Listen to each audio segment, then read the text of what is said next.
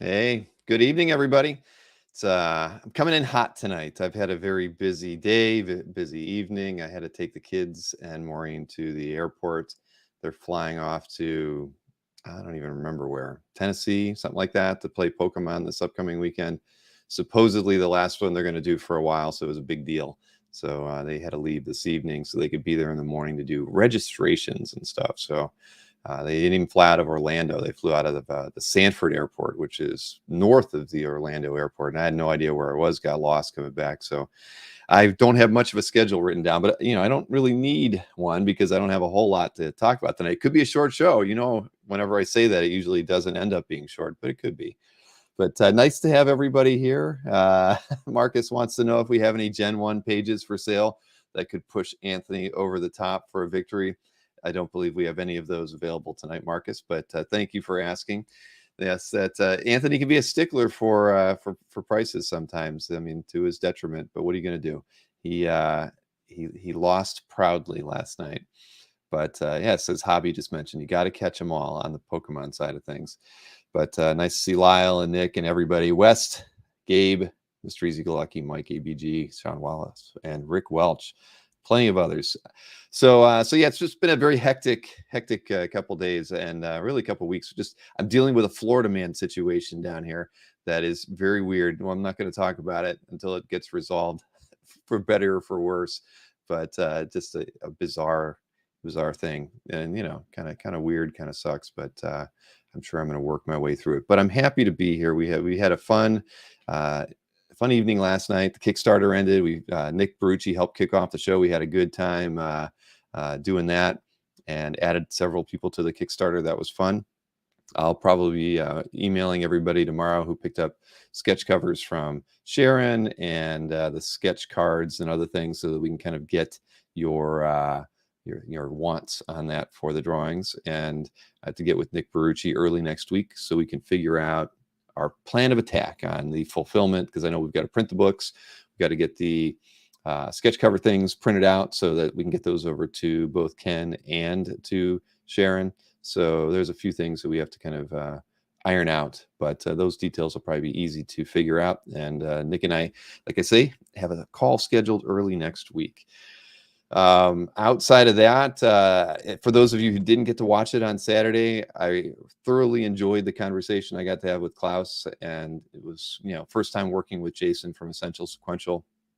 Both guys were incredible to work with. I feel like I could sit down and talk with Klaus another 5 or 6 times, and I probably wouldn't exhaust all the fun things and interesting things that we could talk about related to his career and other creators that he worked with.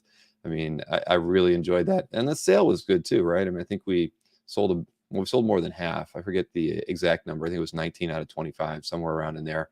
I know one cover sold after the show was over, so Klaus was very happy. Jason was very happy. He floated me a few other names that we might be working with in the very near future that I won't let you know of yet until it's confirmed. But some awesome people that I'd love to talk with on the show.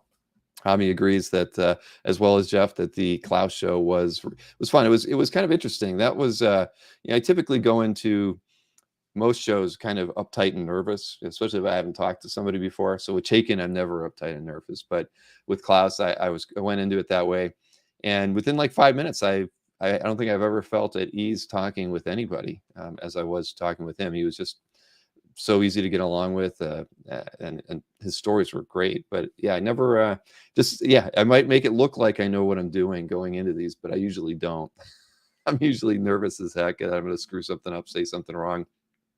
And knowing having Jason on screen with me too, I was like, this is my night to screw, or my afternoon to screw something up. So yeah, if you didn't watch it, Tunes, you should definitely watch it. And Rick Welch says Nita Klaus Part 2. Yeah, we talked about that. I mean, after the show, we really didn't get the chance to talk too much about his time with Frank Miller. I mean, we touched on it a little bit at the end, but I mean, we didn't talk for more than 5 or 10 minutes. So just wasn't really, and we had a lot that we wanted to kind of talk about. Jason and I had even kind of gone over some things that he felt would be cool for me to cover. Didn't get into any of that just because we focused on so many different areas of his career. So yeah, I think we'll definitely have him back. I know Klaus has more artwork available for sale that isn't on the site. So I'm sure, if we can work it out, maybe mid to late spring, early summer, we can get Klaus back on. But yeah, outside of that, I mean, I had a good time hanging out with Jiggy. We haven't done as many shows in the last year as we did the first year that Jiggy was in business. So getting to do that show with Mannix was fun. I thought all the pieces that Mannix brought were fantastic, and I wouldn't have mind picking up one of those. I'll tell you, my mom calls me the next day, and she's like, "How much do you think that Spider-Man sequential piece cost?" I'm like, Mom, I love my mom. She's probably watching right now. Hi, Mom. She's, I won't say how old she is. She's older than I am, but she's like, "How much do you think that might have cost?" And I'm like, "I don't know. I could ask G for you if you want, but Mom, you're not a big, comic book nerd like all of us are. What characters would you get? I can't even imagine." She's like, "Well, maybe you're right. I just loved it. It was such a great idea." And I told her, well, think about it, stew on it for a little bit, Mom. If you really want me to put you in touch with Jiggy, I can I can do that for you.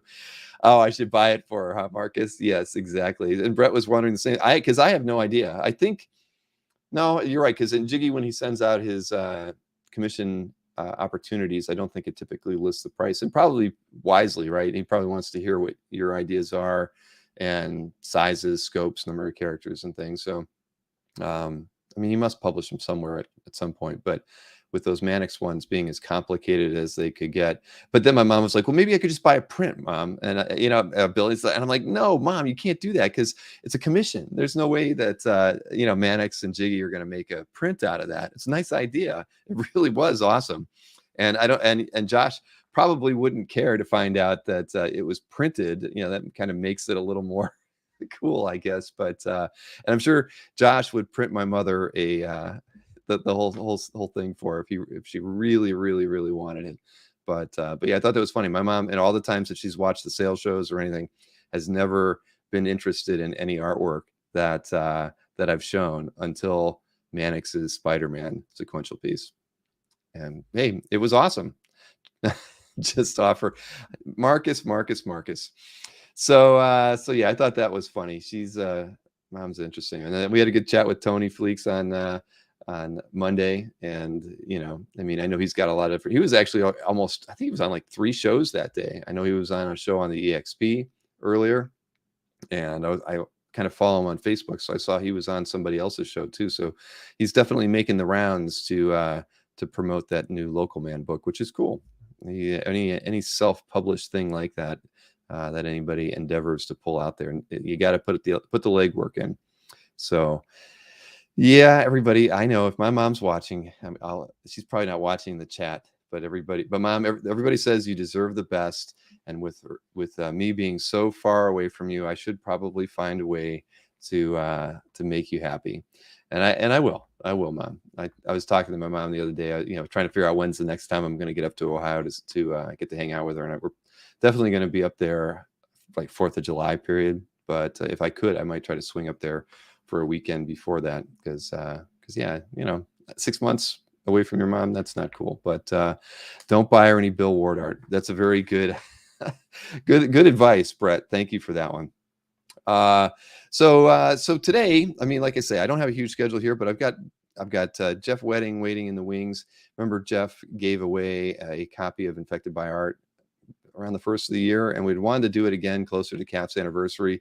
And with the way my schedule was the last 3 weeks, we really just couldn't wedge it into any of the shows. So today we're going to do that, and we've got a few other things to give away as well. So actually, you know what? I should probably get ready and create that giveaway stuff, but I can do that when we're talking with Jeff a little bit. So let me bring him into the chat here. Swing this around over there. And Mr. Jeff, how are you? All right. Greetings, comic art fans and Bill's mom. My mom better be watching. Here, I'll even highlight our names so in case my mom forgets. That's Jeffrey Wedding, Mom.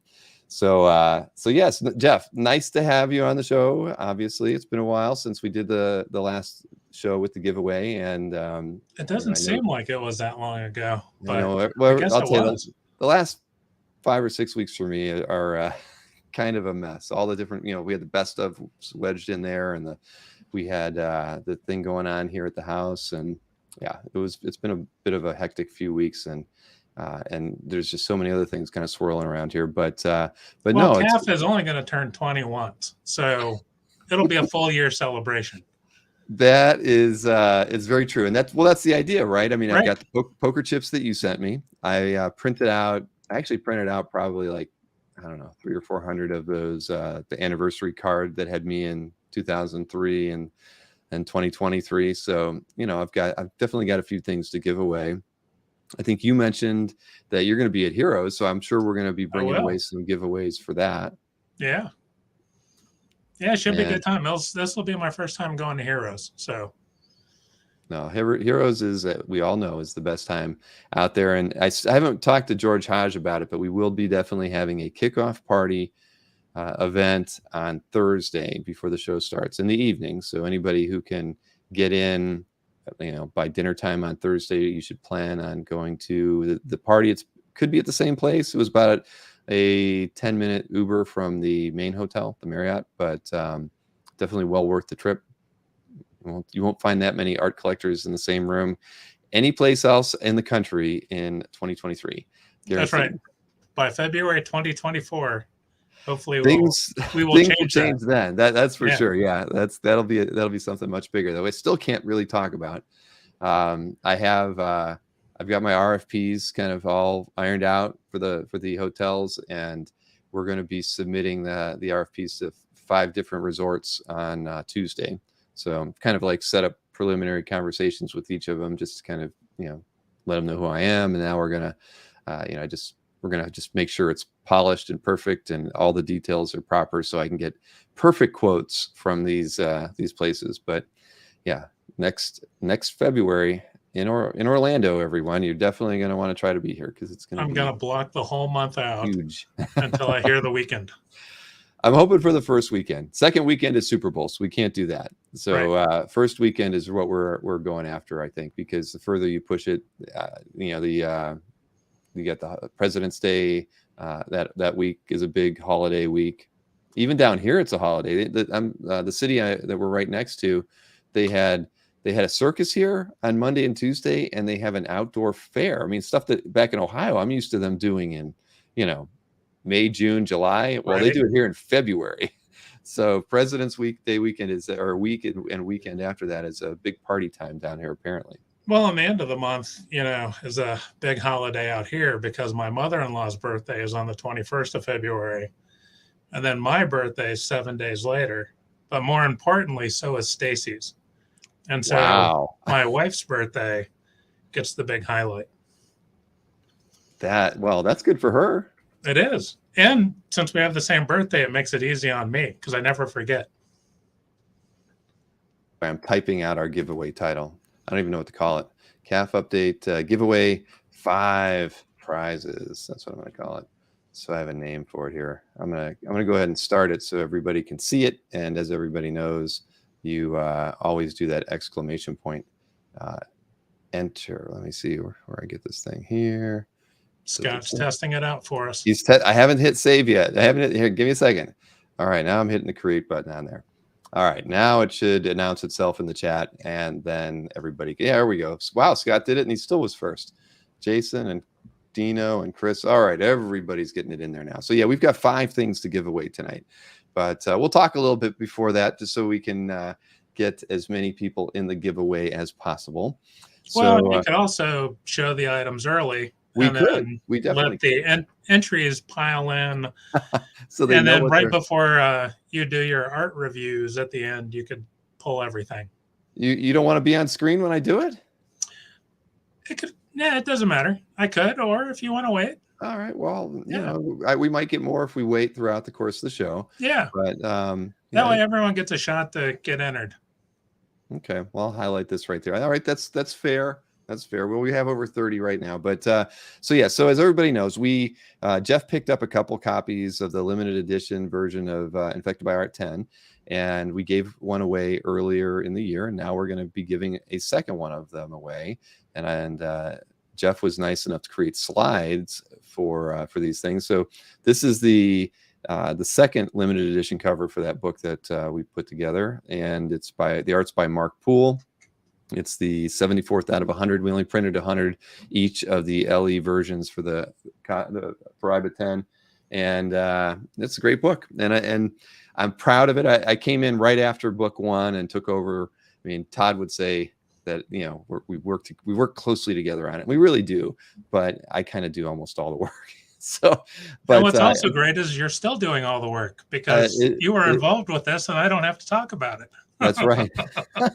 But it is a lot of fun. As everybody knows, it's very related to you know, the genre of art. I sincerely love sci-fi, fantasy, horror, you know, those genres that are kind of outside comics.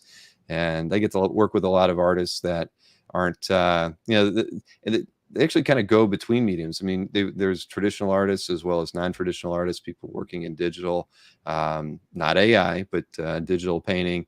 And I get to work with sculptors and illustrators, and it's just it's a lot of fun. I mean, I really enjoy it. It's just you know, kind of a different crowd, but equally just impressive artists, as you can see here. And it's an absolutely beautiful book. I appreciate you saying that, Jeff. You know, I always feel like it is going into it, and then when I get it in my hand, I'm just like, oh, we could have done better. But the cool thing is, you know, before we show the other 2 items that you had to give away, we did actually go through, and the jury got done picking all the winners for Infected by Art. And while the people who follow the book are aware of who were you know, which artworks won and everything, I thought it'd be kind of cool to show off a few pieces of the top winning items from Infected by Art 11 as picked by our jury. That would be great. Yeah, let me go ahead and highlight this, bring this in over here. So yeah, this is the site, and every year there's we have cash prizes as well. I mean, not a whole lot. We give away like $3,000 total in cash prizes. You know, the bigger honor is just getting into the book or getting one of the just recognition, you know, as one of the best in a different medium, whether it's traditional painting, non-traditional painting, sculpture, and illustration. But this year was actually the second year actually that a sculpture was the artwork chosen to be the grand prize winner and get $1,000. This is done by Colin and Christine Poole. I mean, they're absolutely, yeah, they work together on a lot of things, and they also do things, artworks pieces separately. And so this is a piece that they worked on together.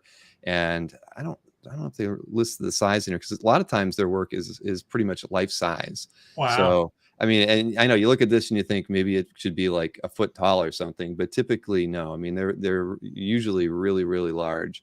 And you know, you could I mean, well, I could show you a ton of their other stuff, but at any rate, it was cool to have a sculpture get top honors. I mean, my major in college was sculpture, so I was thrilled to see it, because I think, like I said, it happened, I think, in IBA 4, maybe 5, so it's been several years since that happened. And then this, the gentleman named Victor Adame, he got second place, but he also won what we have as a body of work award. And we allow people to submit up to 10 artworks for the competition. And when they've submitted 6 or more, the people who also submitted work to the contest vote on whose body of work, you know, where there's 6 or more pieces submitted, is in their mind the best body of work submitted to the competition. And so Victor Adame, he kind of won hands down. He really, but his stuff is just crazy. I mean, because these are traditionally painted. I mean, it's hard to tell anymore, right? When you look at artworks and you're like, is it really, you know, traditional oil painting, or is somebody doing it digitally?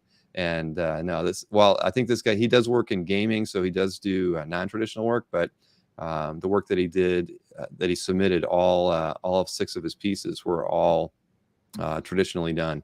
And I mean, he's just crazy good. I mean, well, that Farmer's Daughter's piece, I just moved offices in our building here at work, and I think that would make a great canvas print for my new walls.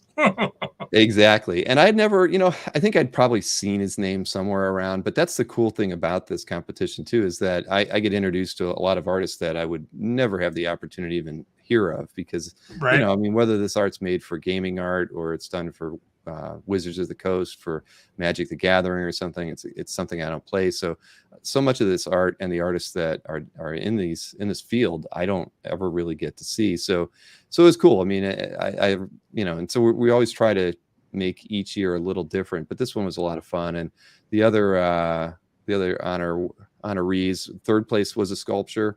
This guy's name is Dan Chudzinski, and if you remember seeing the Yeti foot on my wall, right, that was made by Dan. I picked it up at an IX show. He's actually an Ohio artist. He's in the Toledo area, and this is it's probably about, I don't know, we can't show the submissions of the extra images, but there's a photograph with him standing beside it. So the figure is like 4 foot tall, so it's huge, and yeah, he just does these lifelike pieces. So and fun stuff like the Yeti footprint and stuff. I don't know. He's a fun guy, and he's an educator too. He teaches at I'm not sure which university around Toledo. It's some extension, so it might be related to Ohio State. And then the fourth and fifth pieces were actually non-traditional painting that were, what are you going to do? I mean, it's the way the world's going, but I mean, really, really nice stuff. I mean, you look at this and it could be done traditionally, but it's not. But really nice piece. And even the other one was, let me see, I can't even, I get to switch back over to that. This thing was a very, very hard to scroll around and look at, but, done like some kind of a tapestry piece, but like a silk painting. Yeah. I mean, it's gorgeous. And this was like a series, like he did a dozen of these, and so again, it's just I appreciate the fact that I get to kind of play around in this area, and like one of my goals to whatever we do with the art show in Florida will be to hopefully slowly kind of introduce some of this art into that show as well, so it's not strictly a all comic book art. I'd like it to become more of a more wide, have a wider net, right, as far as like the artists that we bring into it, because I think that will make for a diverse collector group coming into the show as well.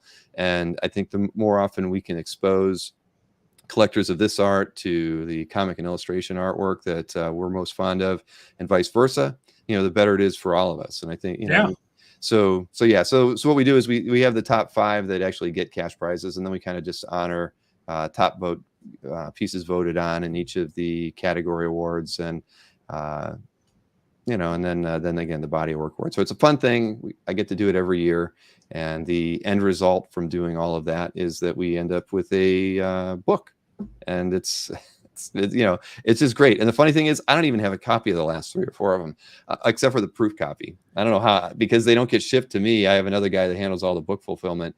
I never get to handle anything. Well, now that I've given both of my copies away, I'm going to have to get another one. Brett says no crotch goblin paintings. Although there probably are lots of goblins, there are no crotch goblins. But and just because you said that, I have to show this picture again. There he is, Jason D'Ambrosio with the crotch goblin. I'm not going to delete this thing out of my my set of images that I can pull for the CAF update. Whenever crotch goblin comes up, I'll show Jason again.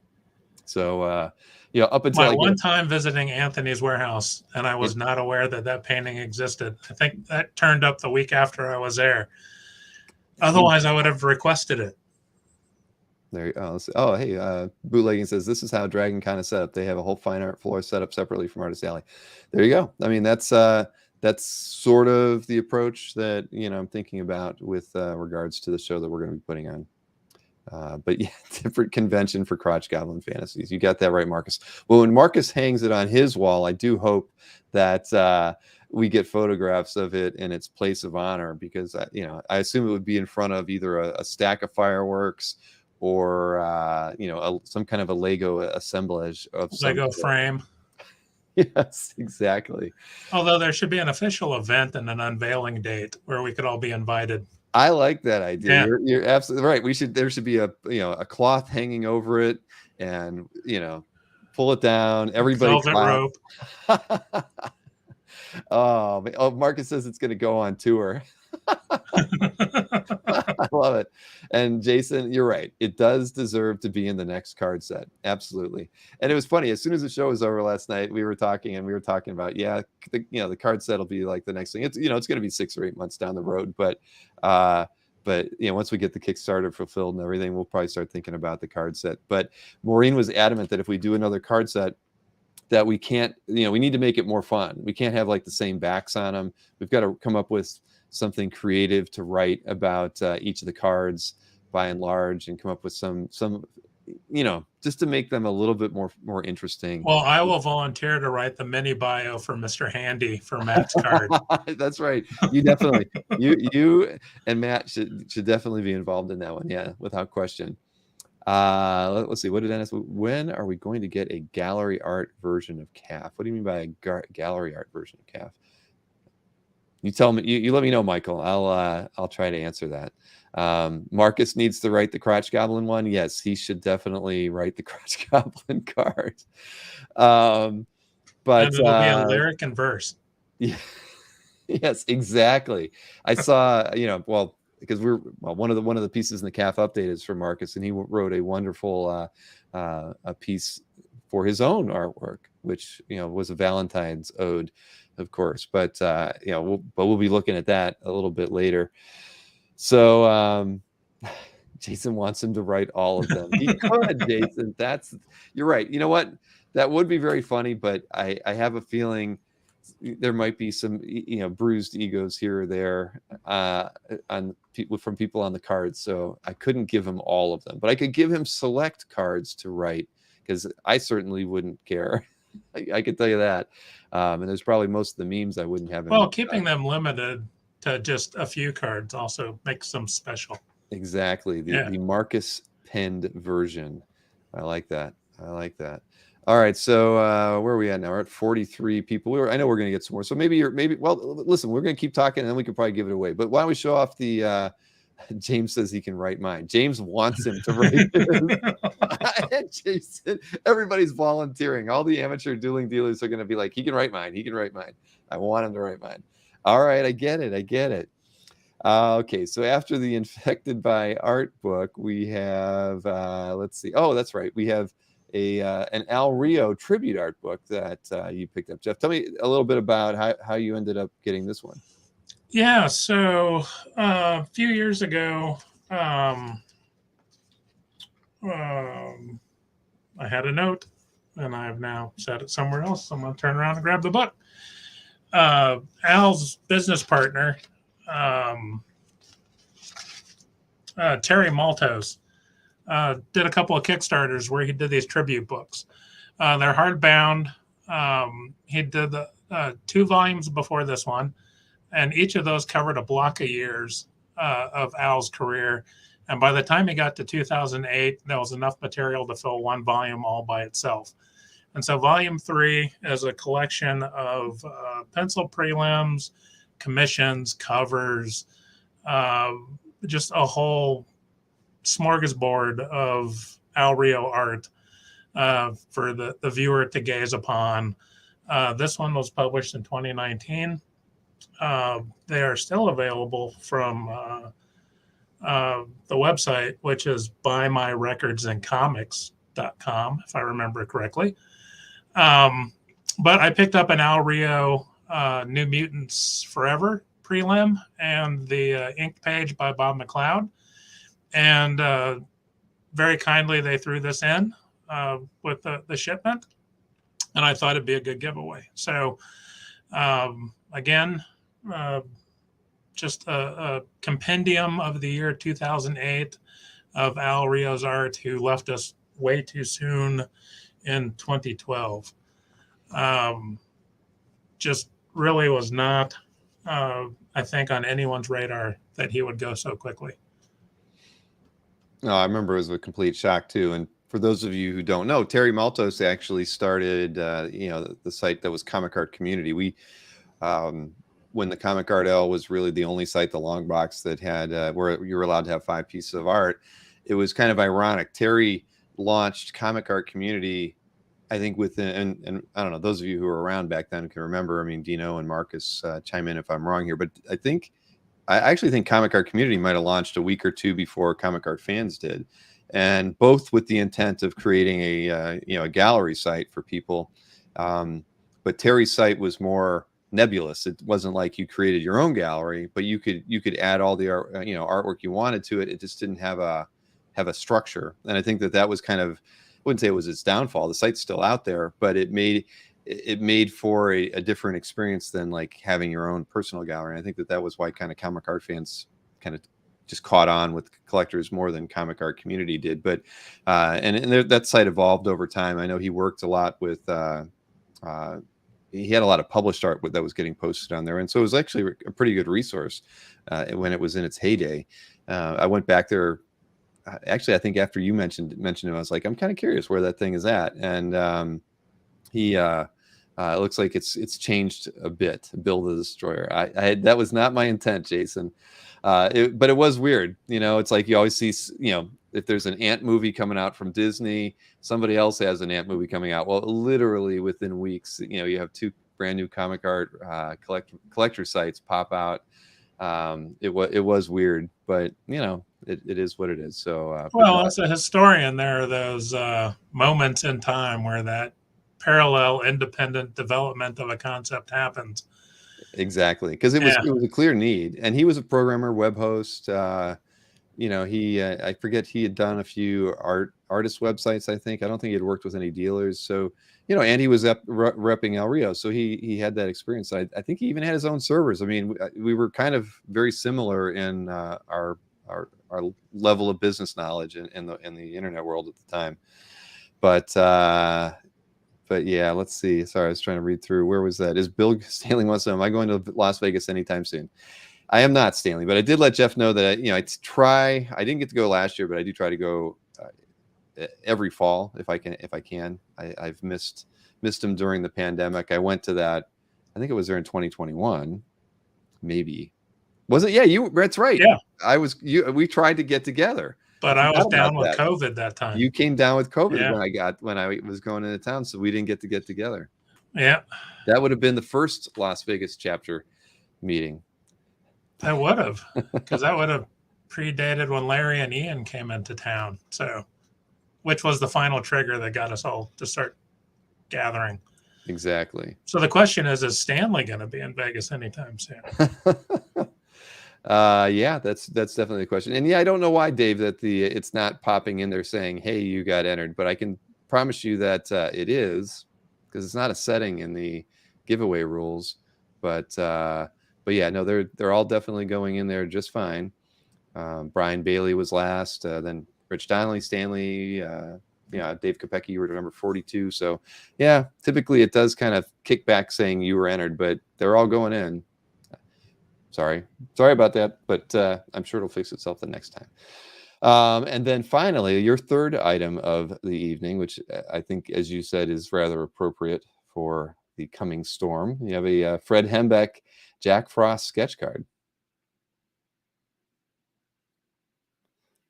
And let's see, this one, of course, you get the Fred Hembeck. Looks like Jeff is a little frozen here. Maybe he is in a deep freeze at this very moment. But what do we got? We got the standard Fred Hembeck sketch on the back, as you can plainly see. His beard is, I don't know, I guess that's about his average length. As many of you know, Fred always puts a little doodle on the back that is his self-portrait. And so you'll get ones every once in a while when the beard is short, the beard is long. He does his own kind of fun, funky thing. And as he always states, it's a genuine Fred Hembeck sketch card, Jack Frost, Liberty Legion, 1 of 1. And so that is the third item from Jeff's list stack of things to give away. And as you can see, Jeff has dropped out. He did freeze. I can see, because there's another gentleman in the green room right now. He's moving around. So I knew it wasn't me when Jeff froze. So so let me at least tell you what the other 2 items are that we're going to give away tonight, because Jeff was of the opinion that people wanted to see 5 things given away when we do a giveaway. So I had to come up with the other 2, and mine aren't very unique or anything like that. But I do have a Dueling Dealers of Comic Art hat. The gentleman in the green room just got his not even 2 weeks ago when he was out here. So I've only got like 3 or 4 of these left. I'm going to have to see if I can order some more for myself to do giveaways. And the 4th item, or the 5th item that I'll give away is I'll let anybody go over to TeePublic and pick a shirt and a size and a style that they would like. Because of course we got the Comic Art Fans t-shirts, we've got the Moidoc shirts, we've got Comic Art Live, and a few other things to choose from. So you have a wide range of things to pick from. So I'm going to see if Jeff managed to get back. See, Jeff was actually at work. We were talking before. He goes, and he usually goes into work around 10:30, and he's in Vegas, so he works until typically like 6:30. So he was still in the office, and I see that he just popped back into the green room. You're back. I am. Was it just me or was it you too? Well, as far as I think everybody thinks, it was only you, unfortunately. Okay. Well, I'm back. You are back, and for what? Yeah, there we go.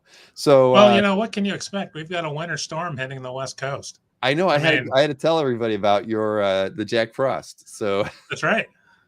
But did you have anything you wanted to add? I mean, I could show it again. I mean, I tried to give him the spiel on how Fred always does the little illustrations on the back, and I know, as we know, if you've seen the weekly flip that Jeff put together, he's a huge patron of Mr. Hembeck. I am a fan of Mr. Hembeck. And on this one, I got to thank my wife, Stacy, because I forgot to bring the card with me today. So she took those photos on my dining room table, and I had to tell her to go into the guest room and find the stack of Hembeck cards and get the one with the naked guy wearing the swim trunks and the blue hair. And she did a great job. Yeah, she did. She did fantastic. Yeah. So let's you guys are funny. Somebody says they saw, or Jason says he saw Ant-Man today, and he was hoping it was Moy's head when they showed it. I know you kind of get that. You're ready for it, and then you're disappointed when it's not Albert. I get it. There was a little bit of a letdown on my part too when I saw that. So hey, we got 53 people in the giveaway. You want to do it now? If you're here, Jeff. We could pull these now if you want to do the other stuff later, or we could just do it all now. I mean, why don't we reward those who are here early? So. Now there is 90 people watching the show right now, and we only have 53 people who have entered. It's really simple, everybody. Just type in the chat. Even if you're on Facebook, it works there too. It's right there on the screen. Enter. Yeah, it's right there. Just type that into the chat, and then hit enter to submit it into the chat, and you will be entered into to get one of 5 potential items here. So we got a couple more just popped in. So yep, here we go. We're working on it. But Jeff, before Heroes, anything you're going to be at any shows? Anything special? So Amazing Vegas is trying to get back on its pre-pandemic schedule. They did a postponed version last fall, but they're going to get back onto their April schedule. So that'll be the end of April. Mm-hmm. I think that's the only show I currently have plans to go to before Heroes. Heroes, I think, is going to be the big one this year, since it will be about as far east as I can travel from Las Vegas without hitting water. That's true. And, I'm a Tar Heel by birth, but only lived there for about a year and a half before my dad got orders to Ohio. We were an Air Force family. So it'll be good to get back to the native soil, as it were. Awesome. Yeah. I see Alfredo mentioned it. And JD Dunn asked, I am going to be going to MegaCon. So I can't tell you which day, because I actually think I have a sales show on that Saturday. I should probably double check my schedule, but I was definitely planning on going on Friday. So for those of you who are going to MegaCon, I am planning on being at the show as well. And as I get a little closer, I will let you know which day or days I plan on going there. But yeah, there's some people there that I wanted to meet that are exhibiting. So, that, and I would have gone anyway, but I had a feeling there'd be several of you that are going to be at MegaCon as well. So maybe we can work it out where I could be there towards the end of the day. Maybe we go out to dinner or drink or something like that. Kelly Goon says that they're going to C2E2. Yeah, there's plenty of shows between now and Heroes. New Jersey Art. Kelly was the one that won the first Infected by Art giveaway we did. That is true. Kelly, did you like? I hope Kelly liked the book. I'm sure they did. But you can let everybody know how awesome the book was. So Alfredo, I will get to see at MegaCon. That is awesome. Let's see. And Jason is reminding everybody that the New Jersey Art Con is March 12th for East Coasters. And when's Bashar's show? Is it like the weekend after next? I know he literally just put an ad on Cap. Yeah, March 4th, 5th, something like that, I think. Yeah, I'm going to load up Cap just so I can see the ad, and I'll tell everybody. because it's the San Francisco show, not the LA show, and it's March 5th from 10 to 4. And Stockton Con for California folks is either this weekend or that next weekend. Okay. Because I think Ian is going to be headed there. Oh, cool. Going to try to do another meetup, I think. Remember, everybody, when you're going out to these shows, take photos, and if you want to shoot a little video, hey, interview an artist. Ask him or her one or two important questions, and ask to record it with them. Don't just start shooting. And if they do, send that material to me. I'll show it on the CAF update. And we always appreciate it. We like having those types of things on the show. As you know, I've actually got a gallery opening that happened in New York. I think it was last weekend or the weekend before last, that I'll be showing later today. But what do we got? Wicked Comic Con is looking good. Exactly. Tim Guerrero, that is my pal's. Colin is their PR director, and I probably got that wrong, Colin. Feel free to put your real title in the chat if you're watching tonight, because I know I don't know it, even though I should. And but I have a lot of friends that are going to that show or are part of that show one way or another. But that's in Boston, of course, the Wicked Comic Con. So let's see, what do we got here? We have 60 people. That's a good round number. That is a good round number. Selecting. Yeah, Rick Welch says Stranko loves to be on camera. Only if he's taking a picture with a pretty girl, I would say. Typically, no, he does not. I haven't, Jason. I'm not crushing Wicked Comic Con. I intend to crush no cons when I'm doing this. I don't want to call it. We're not even going to call it a con. I can tell you that right now. Con will not be a part of our lexicon when we talk about the show that we're putting on. It'll be an art buffet. An art buffet, definitely. Yeah, I mean, because I'm working with a few people, and we're like, we've been kicking it around, and I specifically, I think the two of us both kind of said at the same time, we were like, let's just stop calling it because we were using CAFCon as just something to call it when we were talking about it. And I said, we just have to drop the word con. I don't care what we call it. So I just started calling it an art show, because I was just like, I can't call it. Con is not going to be a part of the name in any way, shape, or form. Alberto's going to call it Bill Con. You can. Everybody can have their pet name for it. But anyway, all right, we got 60 people entered into this thing. Let's go ahead and pick the winners. And we'll roll the dice. Rolling the first one here, picking the first winner. And the winner is Jay Murray 5150. Jay Murray, you get the IBA 10 copy, the LE version, 74 of 100. Unfortunately, not signed by me, but I'll tell you, if we were ever at a show together, I would be more than happy to sign it for you, because my name is on the cover on that one, and I don't even get top billing, but it is on there. So, all right, next winner, and this would be for the Al Rio book. That's going to Jordan. Congratulations, Woo-hoo. Jordan. Fantastic. All right. Now, next up, we have the winner of the Hembeck sketch card. And that's going to Chris Snorick. Oh, my goodness. Well, yeah, 2 thumbs up. If I'd have known, I'd have made it a thing card. Exactly. All right, so now on to mine. The winner of the Dueling Dealers hat will be Kelly Goon. Kelly Goon is the lucky devil. My goodness. All right, Kelly, you have won the hat and then the shirt. He'll look good wearing that hat while he's reading his book. That's right. I want a picture, Kelly. When you get that hat, you have to take a picture with the cap and the book. If you don't want to be seen, you can tip forward so all we can see is the logo. Lift the book up so just the eyes. That's right. I love that. I love it. That Kelly should become your new avatar over at YouTube, so that all we see is the top of the IBA book, the Dueling Dealer hat, and your eyes. I like that idea very much. Let's see. So where am I hiding that thing? All right. So final one for the T-shirt of your choice. It goes to Chimichunga. Chimichunga. I know I've seen Chimichunga in the chat before. So Chimichunga, congratulations on getting that. So for the hat, Kelly, and for the shirt, Chimmy, email bill@comicartfans.com, and I will hook you up with what we need. I'll need mailing addresses, of course, for both of you. And Chimmy, I can actually stick the TeePublic link in the chat right now just to give you access to the shop. And so when you So email that way me, they can take a look at what designs are there.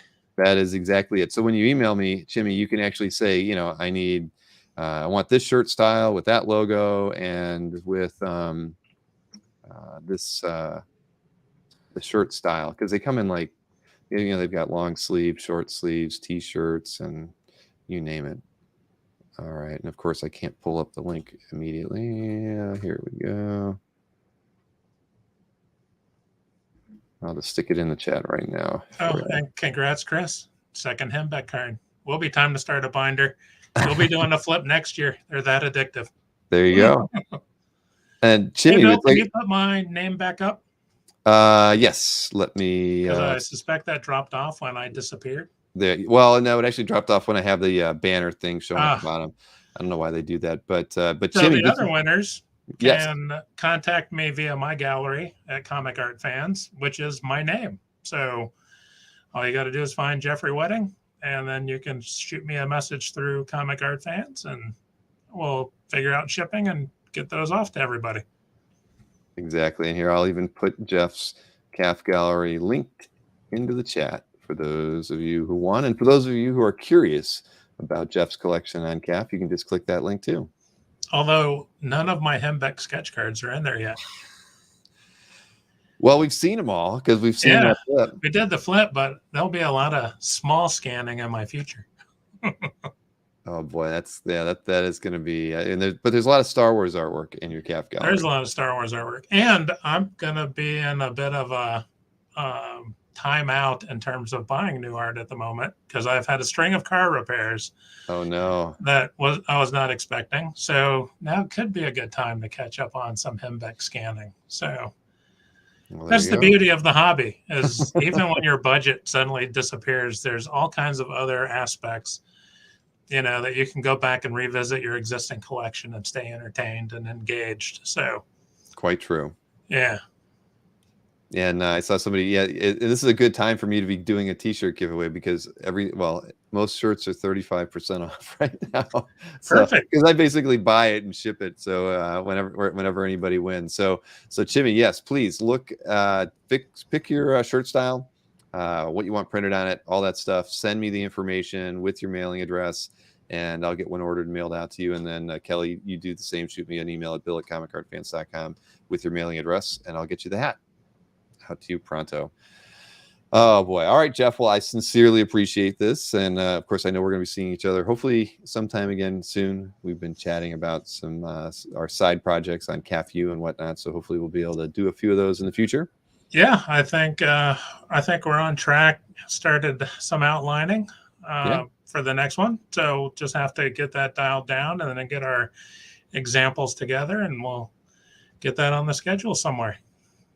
There you go. Hey, and Jordan wants to send you off with it. Don't you hate it when life gets in the way of collecting? Yeah, indeed. Yep. And there you go, Marcus. He's trying to break me. Get the premium t-shirt, he says. Whatever's the most expensive. Well, I got to say, I got the Moy Doc premium t-shirt and it's mighty fine.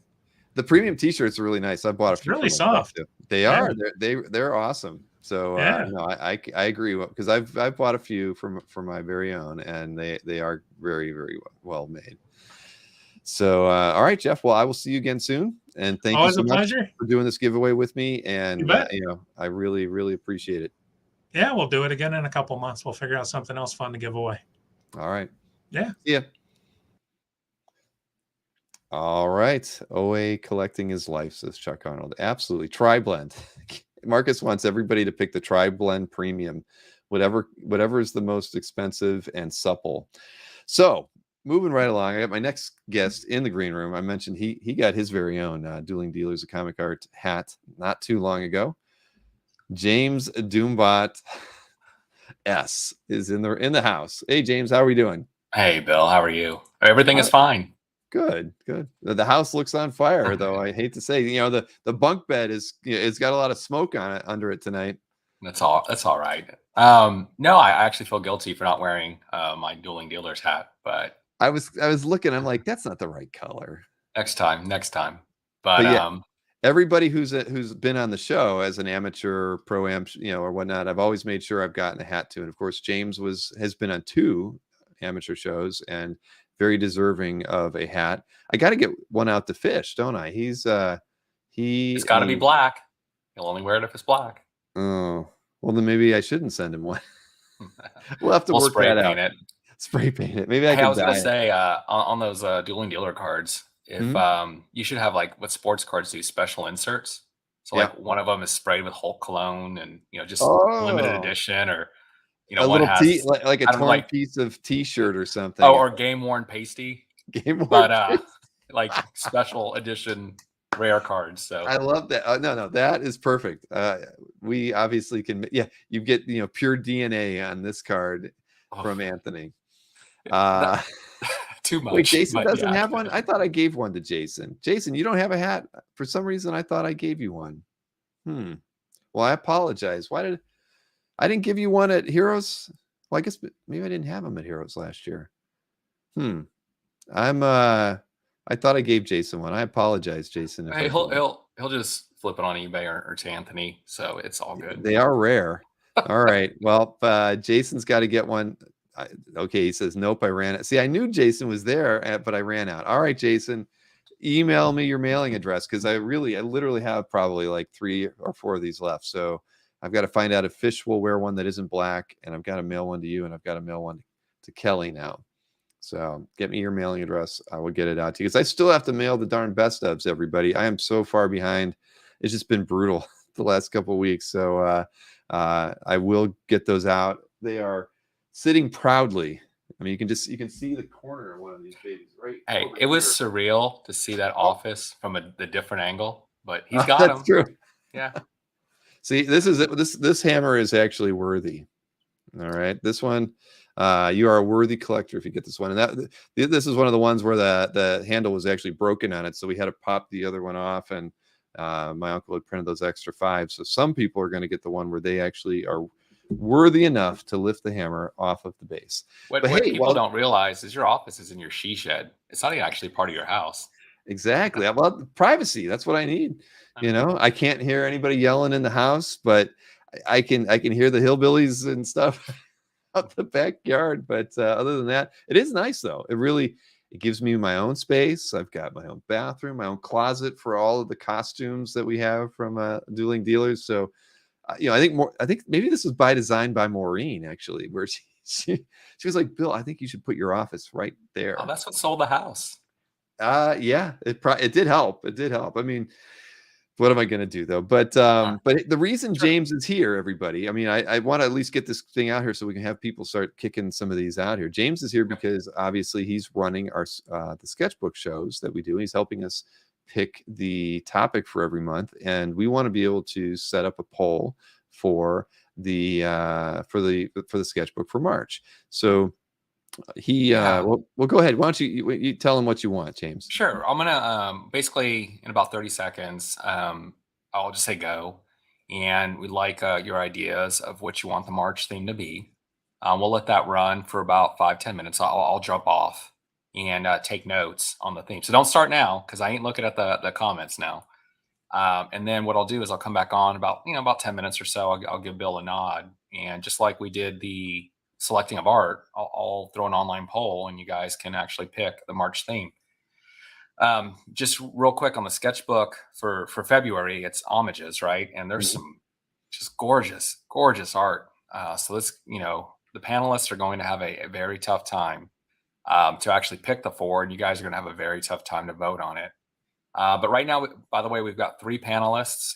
So, before I volunteer, tell some of my friends, I think Albert Gonzalez is in here, so he might get told, but Alberto, I'm sorry.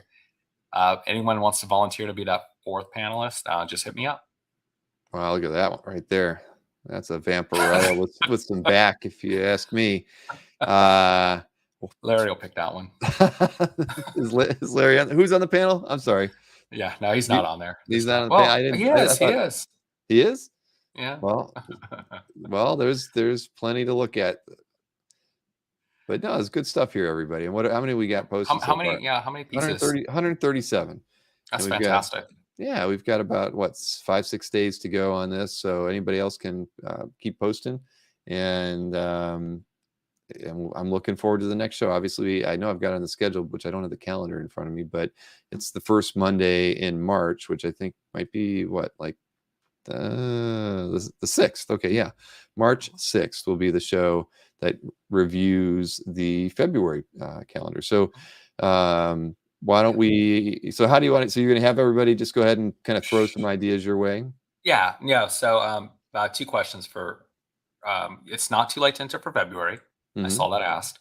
Right. And Bill, when I drop off, go ahead and just kind of show them how you actually Yeah, enter I was just gonna, to the sketchbook. you're absolutely right. I'm gonna go over there. So Sure. to post to the monthly sketchbook, just go to the same page where you manage your galleries, and you click that, and right there at the top it says monthly sketchbook, and I have it on the screen. There it is, monthly sketchbook, right at the top. So it's manage galleries, right there at the top, big in yellow. It tells you that it's the homages February 2023, and it works just like adding art to your CAF gallery. It's essentially a big virtual gallery that's shared by everyone on the site. So adding art, same parameters, title, description if you want, pick your art type, medium, all that sort of stuff. And you add it that way, and then it gets put into the monthly sketchbook. It does get shown in your CAF as well, because anything that you post to the sketchbook will get mirrored over into your CAF gallery too. But that's the way to do it. And you just got to get it in before the end of the month, because when it hits midnight Eastern Standard Time on the last day of the month, the sketchbook posting ends for that month, and then we kick in the next one. Okay. Well, I'm gonna go log off. So I guess start typing in your requests for what the March sketchbook will be, and not too specific, but not too general. I know that's kind of a vague statement because I'm going to try to pick some stuff that allows us to hone in a little bit more now that we're kind of getting our stride. Mm-hmm. For an example, one that was already given to me before the show was and dear to my heart, but I'm not influencing the poll, but it was X-Men team splashes for X-Men 60th anniversary next month. So that'll be one to Yeah, pick from. But yeah, I'll let you do your thing for the next 10 minutes, Bill. I'll kind of gather some data, build the poll, and I'll jump back on. all right. So I see some stuff coming in there. Best arm wrestling, non DC Marvel. All right. Yeah, I'll drop you here, James. Sorry. And so James is going to get working on the poll to get it set up, and he'll be looking at all your suggestions in here. Marcus has, of course, got a lot of good ones in there. Best guns, best glutes, best arm wrestling. Anything with tentacles, says Scott Wingo. That's a very nebulous category. Unintentional. Prawn. All right. Well, that's possible too. Sketch cards. Yeah. Well, that's a very general idea. I guess that's an art type that could become one. Why not? Right. You might get a lot. Sketch covers. Jason's going very nebulous in his concepts there. But I saw a couple. What did I see? I was highlighting a few things while we were talking. Frozen Burrito, by the way, is the person responsible for getting me all of these amazing hats, and he said he can do one up in black. But let's talk about that, Frozen Burrito, because obviously I'm going to need to get more of these printed, and I do think it would be rather unique to do one black one for Mr. Fish, because he does only wear black, and I've not seen him in anything else. And I'm sure Jason would attest that Fish wears nothing but black, at least that you can see. So that would be pretty cool. He would have the one variant hat of all that were made. So, but yeah, we need to talk about that. Anthony he actually wanted to buy them. He said he loved them. He felt like they are incredibly nice quality. The embroidery on those are top notch. I mean, I've had to order a lot of hats when I owned that mini golf, and I don't think I've seen hats as nice as these. And I thought I was doing good when I was owning Chips Clubhouse. So they are very well done. So please email me, Frozen Burrito, and we'll chat about it and figure out what's out there. And I'll talk with Anthony again about how many hats you might want, and we can figure something out. I did see that Brian Bailey wanted to know what's the requirements for a hat. And, well, if you don't win one, I was giving them out to anyone who was on screen doing an amateur or pro-am Dueling Dealers episode. So, you become part of the fraternity when you're on that show. So you deserve to have a hat as well, worn proudly to every con that you go to or art show, as we'll soon find out. Black Viper of Dorne had a a good point. I've never really even thought about that, but any chance that the sketchbook can get the high res treatment? Most likely. I mean, the sketchbook is like the oldest piece of code on CAF. The sketchbook was built before gallery programming, and I think if you poked around, you'd figure it out. The GCAT #1, the first official gallery ownership on the site, is actually the sketchbook.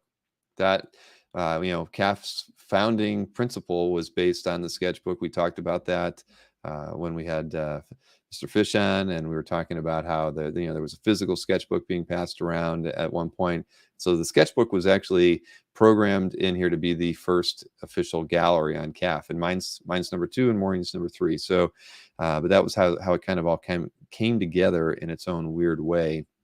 So, but being that is the case, I bet you we've never gone back and adjusted the height resize on the sketchbook. I bet you it's always set to 800 pixels tall, because that was always that was the original default for anybody posting the CAF. We didn't even have higher sizes than that size until we came up with the premium memberships, and then we increased it for that.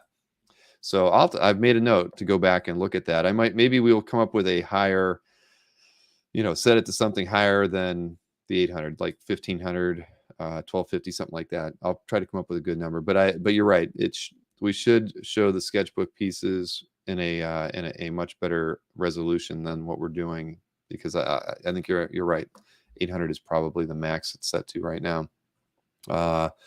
Oh boy, art with characters wearing hats, says World of Wildstorm. Boy, I think James is going to have a hard time figuring out what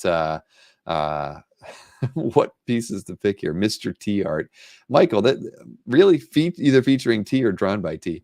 Okay, that's going to be tough. There won't be many pieces, but it'd be interesting. Best feet. Liefeld has left the chat, says Kelly Goon. Man, oh man, you guys are brutal tonight. Sketch with the most user. Yep. First piece you posted. So yeah, there's historical reasons for doing the sketchbook. Bill, can you please have it pre-filled to be active? Man, Jason, you're pretty demanding tonight, but I will make a note of that. Pre-filled to be active.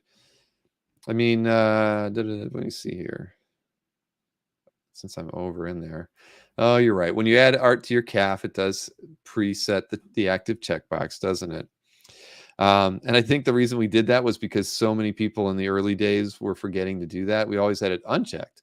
And people were like, why is the artwork not showing up in my gallery? And of course, sure enough, is because people were always forgetting to check the active box, either there or in the gallery room. So Marcus, you're you're working on all parts of the anatomy tonight for concepts for the for the sketchbook theme for March. March must be the strip art's good. I'm present. All right. All right. I'm not gonna. Well, James is plugging it all together. I see he's actively pounding away at some keys there. Now he's waiting for a few more good thoughts. Everybody, come on. End pages are always good. There'd be a ton of them that could be submitted. Artists that end in Imley. Best nostrils. That would be all the Gil Kane art. Man, Marcus, you are so focused on body parts tonight, my friend. Best mustache art from Rick Welch. All right. Hey, best. Well, that's a good one too. James says he's ready. James says he is ready, everybody. Hey, well, that was fun. Did you get how many did you end up picking? I picked 10. 10. All body parts. So you guys are going to pick the best body part. Let me see. Oh boy. Let's grab. Oh, you're wearing an OKC hat. Oh yeah. I couldn't make out the logo earlier. Now I see. All right. I'm ready. If you want to, there you go. Yeah. All right. So we got the. Let's see. Hi. Now, does everybody remember? It works. Oh boy, look at that! All right. So this is if you guys remember the sketch show, kind of like last time. You can either take a picture using your cell phone on the QR code, or oh man, I didn't. You're gonna have to enter the passcode. Unfortunately, this time I didn't set up without it. Oh, so we're making it harder for everybody. I know. Is that a if you want me to- O? Is that a Actually, capital if you O want or me a to, zero? actually, tell you what, Bill, Hmm? 2-minute intermission. Let me go back and remove that. 2-minute intermission. All right, everybody. You were Hey, almost. technical difficulties, right? All right. This is only the second time we've done this, so we're allowed to still make mistakes. After the third time, you have to get it right every time. So all Larry Stroman for that. Oh boy, you guys, fattest bottom. Oh my god, Marcus, you were all over the place tonight. Did you do a thigh gap yet? I don't recall seeing thigh gap in here. Not once from anybody. So best thigh gap. That would be. I don't even want to know how that one would end up. So, but we probably should avoid thigh gaps. James is making this a 3-hour show, says Larry. You're still muted, James. We can't hear you complain to Larry. Bricks. Rich Danny said bricks. That's a good one, but I know it's probably not in your list. Let's just do. We'll just do it with the passcode this time. It'll be on the screen. You guys are smart people. I know. All right, we can do everybody. it. So we're gonna stick with the passcode. It just makes it a little one extra step, but you can do that. But pull out those phones, point it at the QR code, or go to Slido and key in that number, and you'll be ready to rock and roll on this. And I don't even remember how it works after that. Once they get the thing queued in there, are they able to vote immediately, or do you have to? Absolutely. So Okay. once you go to slido.com or you do the QR code, make sure it's going to ask you for the meeting number. There's the meeting number 8459551. And the passcode is EX0XDF. Once you're logged in, you'll be able to just take the poll. And so just kind of go with the topics. We've got that X-Men one I was talking about, non-big 2, tentacles, sketch cards, rock and roll, first piece, small art. It's about the image. And comic strips. Oh no, there's one I don't. Nope, I'm gonna scroll down. I think there's best goblin that's not associated with a crotch and ugly duckling. Oh my goodness. Ugly duckling is that piece just you'll love. No one else does. Oh boy. But I mean, you should write Kirby Crackle, Black Viper Adorn had a good one, with Kirby Crackle, and I think Rich Danny's bricks should get carried over to the April possibilities list. Those are two good ones. Yep. One thing is we can kind of see real time what's going on. So as you guys log in, you can leave this. Oh, no one. We got an ugly duckling. We got a crotch. The poll gets updated in real time. There we go. Look at that. So we'll just no, Jason, you can only vote once on one browser. Should we hide this while the votes are going in so nobody can see it? That way they can't get excited or disappointed. They don't know. Yeah. Marcus says he's voting X-Men. If Cyclops were on there. Actually, don't hide it. Show it back. That way I can leave. I'll just go back. That way you can have that slide out. Okay. All right. You can throw our faces on there, though. Okay. Well, I was just trying to make it bigger in case the QR code scanning wasn't going to work well. I wasn't sure. But Carlos is screaming for the Go Tentacles. You never know.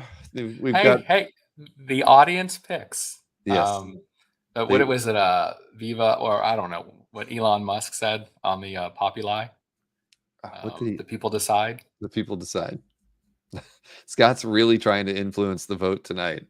Oh boy, Goblin all the way. Tentacality. Oh boy. We'll give it 2 more minutes, and so just know, whatever gets voted on is then the sketchbook theme. When people upload the art, it'll show up on your new art. So as you click new art, you will see possibly tentacle art. And so you can't complain. That's right. And if you want to complain, you complain to Scott Wingo. Yep. Or you can see X-Men Teen Splashes or comic strips or first pieces. So today was, or was it yesterday? When was the DPS day? That was yesterday, wasn't it? I saw. I wasn't really on Facebook the last couple of days, and I went there today, and I saw all these posts about DPSs. It's like a national holiday for you, James. Oh, it was fantastic. I was liking everything, and I was also considering, who should I hit up in the future?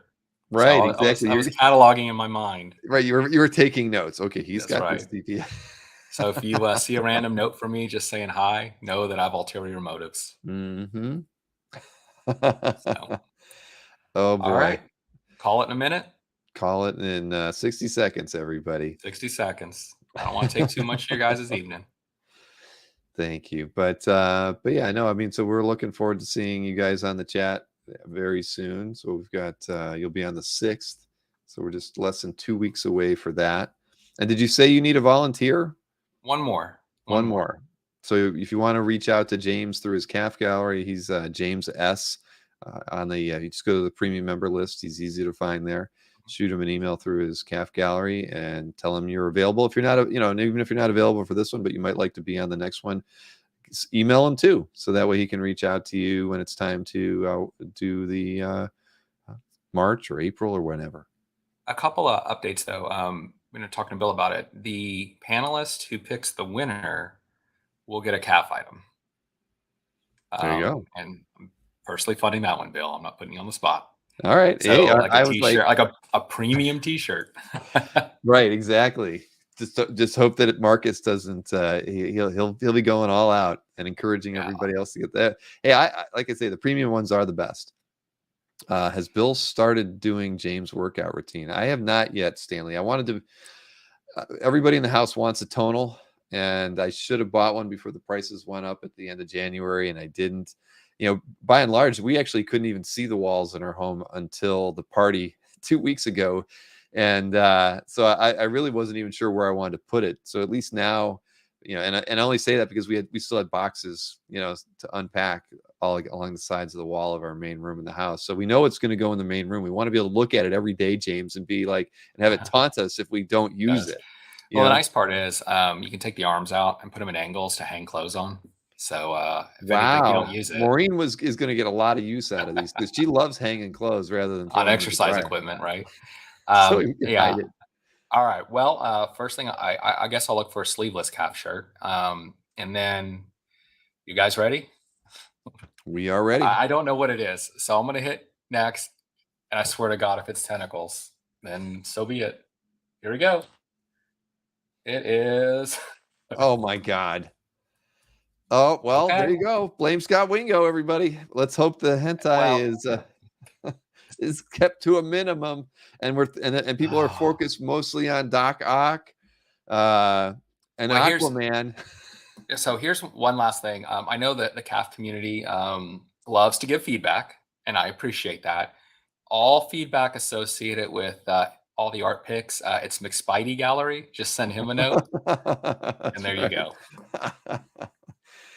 Oh boy. So March is going to be very interesting, everyone, but let's try to keep it as proper as possible. Let's focus on comic characters with tentacles as best you can. Underwater scenes with Aquaman, Submariner, you name it. There's probably some old swashbuckling bits with giant kraken, whatever, tentacles coming up. There's got to be some appropriate tentacle artwork that we can find. Boy, we got painted into a corner with this one, James. Well, it's pretty freewheeling, but there will be mods. Not me personally, but Calf does have mods. Jason says he has no hentai, but he does have tentacles. So all right, good. Jeremy Bastion art, absolutely. There we go. Chuck Arnold's thinking out of the box. That's true. There's usually a tentacle or two in some of his stuff. I think we can make this work. Yeah, exactly. NSN and Chuck are thinking right along the same way. Yep. Last thing, and I'll head on out. Since Mr. Ringo was the gentleman who presented such a fantastic idea, he is going to be on the show when we discuss our picks for tentacle art. Very, very appropriate. That'll teach you.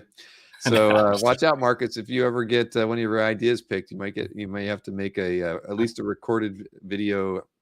Well, I don't know, your second appearance, I guess, on the show, but it would be possible. Crotch Goblin Unleashed. Oh boy. He'll just wear a mask the whole time, so it's mysterious, like Daft Punk. Right. All right, Bill. I'll let you continue your show, sir. All right. Thank you, James. Good seeing you as always. Take care. All right. Well, there you have it. You have spoken. The audience has spoken. Tentacles for the month of March. Boy. All right. Well, let's see what happens. 10 tickles, says Rick Welch. Oh boy. Yeah, you got that, Rich. Okay, well, there we go. So, like I say, I don't have a lot to talk about. We've already been an hour and 15 minutes into the show, and that's fine. That is absolutely fine. So, let me go ahead and hit on a couple things next that we usually talk about. First, of course, will be the schedule, and got a couple things coming up, and then a few new things on the schedule as well. This Saturday, I've got Christian Gossett on doing a interview and art sale. We've got the Berkey Make Offer piece that's going to be on Monday, similar to Anthony's, of course. Then I'll have the Mr. Dramatic Reading Adam Law on next Tuesday, and it's going to be a fun one, very interesting. Adam's got some stuff prepared for everybody that I think everyone will thoroughly enjoy. Following Saturday, I've got Steve Root on for an interview and art sale. We'll be doing the Sketchbook Homage show on March the 6th. That's a Monday. The 7th, of course, Dinesh and Zatari. I'm going to be at the George Pratt James Martin exhibit in Boca Grande, Florida on the 12th. Then I've got a Joe Phillips art sale. That's going to happen on a Monday. He, as everybody knows, Joe's got some health issues. He has he's on dialysis three days a week, and he can't do Saturday morning. So we're going to do a Monday night show for that to squeeze that in. Howard Chaykin will be at that Saturday. Got a Hakes preview the following Tuesday. Randy House from Wicked Comic Con. Randy's one of the principals of that. He will be on with me on the 21st. Brereton's on the 25th. Sam Maroney's on the 28th. New on the schedule is Patrick and Jeannie Wilshire will be on the schedule for the 4th of April. Patrick and Jeannie, of course, are the owners and operators of the IX Art Show, longtime collectors, and I was talking to them about potentially getting a really rather big name out of their wheelhouse, and I said, you know what, why in the hell haven't I talked to you on an interview, after I've been doing these for almost 3 years? So they agreed to do a show with me. And then I've got Mike Oming on the 8th. I've got Bart Sears on the 15th. And then I just booked it today. Simone Bianchi will be my guest June 17th. That is a Saturday. So that should be an interview and a little bit of an art sale as well. So very, very busy schedule. You can see March and April are very packed. So I don't have a free moment throughout the whole thing. What did you missed what the the March topic is going to be, Mikhail, for the sketchbook. I'll let everybody in the chat fill you in. But so outside of that, I did tease some art from before. Christian Gossett has mostly things that aren't related to Red Star, but he has a few cover and specialty pieces that are pretty pricey. But there's stuff that he holds dear. We'll be able to talk to him about these pieces, how they were done, what the process was. Red Star was kind of done a lot like Wolverine Natsuki was done in pieces and parts, and only difference being is that a lot of most of the coloring on that book happened digitally. So what you have are pieces that are like this, that are very finished pencil pieces that ended up kind of being cobbled together to make the books. But he also has a lot of a fair number of published pieces that we're going to offer as well.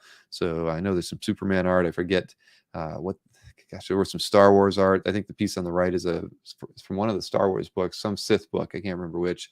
So I know there's a DPS from one of the Star Wars books. So, a bit of a variety from Christian. And then I showed these last week. I won't show them all, but Brereton's been knocking out a lot of pieces in preparation for his show. I think these are all 11 by 14. And, I love Dan's stuff. And so plenty of good artwork when we get to Dan. And as everybody who saw on the Tony Fleek show, I showed off some artwork from the upcoming Joe Phillips show because I haven't scanned anything yet, and I didn't know what the artwork was from. Dave Kopecki knows because we finally all figured it out. But I've got it in hand here. It's a ton of card art, I don't know, 35, 40 pieces from Joe Phillips, and it's from the Overpower card set. There's a lot of there's some Top Cow stuff in here and some Wildstorm. It's kind of a mixed bag, but very, it's a nice darkness piece. So got like I say, about 35, 40 of these. Was this a Fairchild piece? So, different stuff, but it hasn't seen the light of day because Joe's had it since he did the work. I think that these were done in, 96, 97 or so. So there's some Zealot, some other Gosh, see, half these characters. I know I've got a list now. I've had Dave help me out. I've had a few other. Derek got me in the right direction with some stuff. So plenty of these. So that'll be part of Joe Phillips' show, and looking forward to doing it with him, and that'll be fun. So other than that, schedule wise, I haven't really done or added too many crazy things to the schedule. There are haunches, yes. World of Wildstorm says 97.98. Image Overpower. Thank you, World of Wildstorm.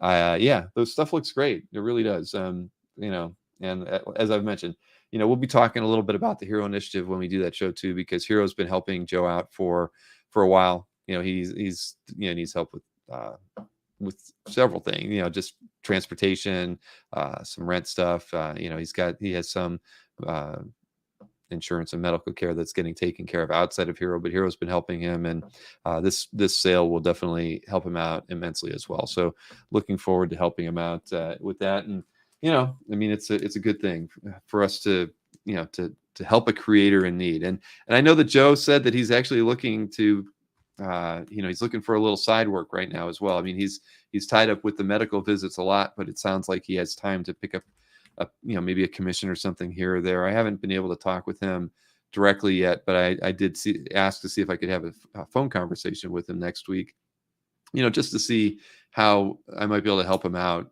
post show, right? If there's anything that we can do to, if he had any other artwork that he might be interested in selling, or if there was any opportunities to help him pick up a commission or something here or there. I just want to be able to offer our services to him in any way possible. So, expect to hear, more about Joe as we go along. I do have one thing to open. I know what it is because I picked it up from Anthony, but I will open it up in front of all of you. I think that was the only thing that came in this week. Actually, no, it's not the only thing that came in this week. I had a meeting with Kazra Gambari, who's not in the chat tonight because he flew off to Chicago. Kazra is one of the people helping me on the show planning, and he was here earlier in the week. And I think I mentioned he brought all of this. He brought all of the this 2 big boxes of cookies and cakes, and then he brought me a gift that I had to open up. And as you know, Kazra is the MODOK guy, right? He actually gave me some MODOK t-shirts the last time he was here because he was here at the party. Well, he brought me my very own mug. My own MODOK coffee mug. I mean, look at the face on that guy. So, and he said it's meant for drinking. He's like, don't put it on your desk and fill it with pencils like I have my Thor hammer. He said, use it for coffee, tea, or whatever you want. He said, if you break it, I got 10 more. So there you go. Thank you, Kazra, for that. I didn't get to open it in front of everybody, but I got to open it in front of Kazra. So thank you, Kazra, for that. I sincerely appreciate it. It will be used. All right. So this thing from Anthony. This is actually on Dueling Dealers. It didn't sell, and I liked it when I saw it, but I figured I'd give everybody else first crack at it when when it was there.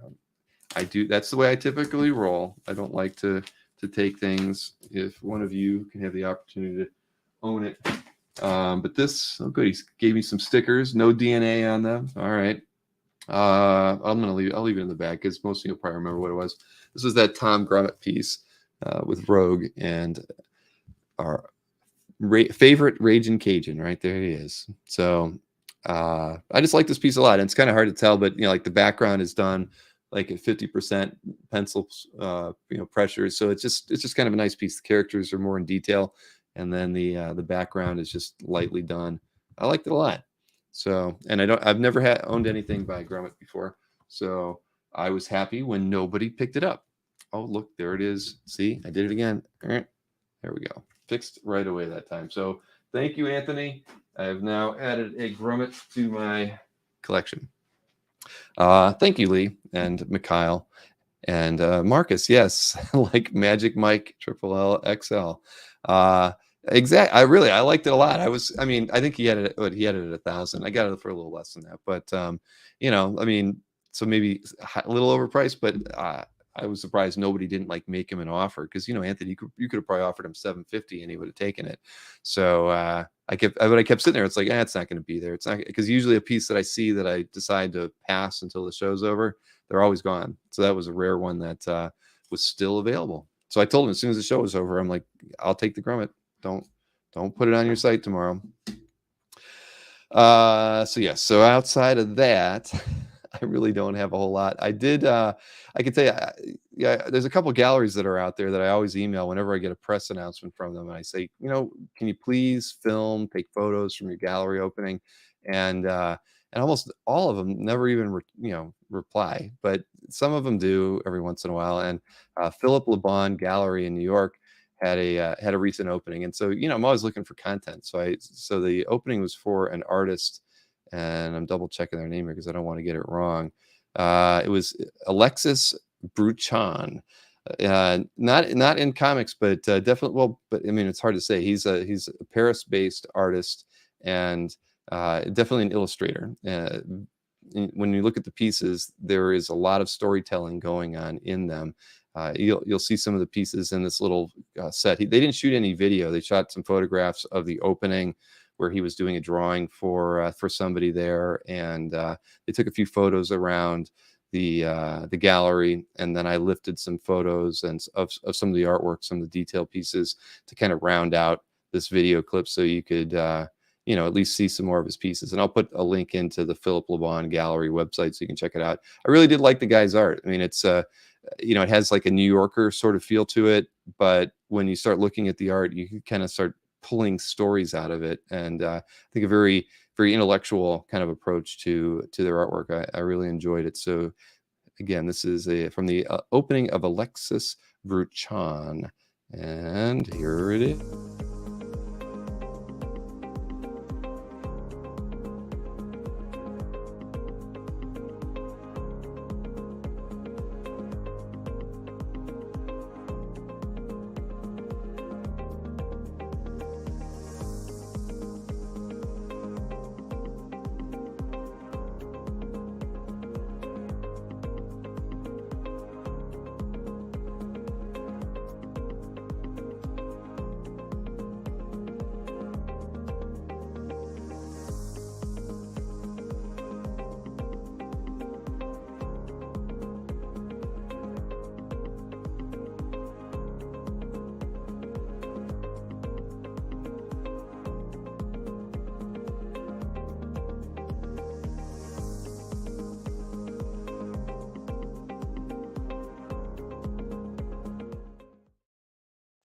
And yes, he was doing sketches at the opening, Michael. Yeah, that was kind of cool, because I mean, typically in any of the gallery opening stuff from Philip that I've gotten before, and a few of the European galleries, typically the artists aren't even there. So he was there. He looked younger, and CJ mentioned the 20s illustration feel. Definitely. I mean, that's why I say a very New Yorker-ish kind of feel to it. But let's see. Sorry, just trying to read through a couple things here. Nick wanted to know, did Anthony still get the victory that night? Yes, he did.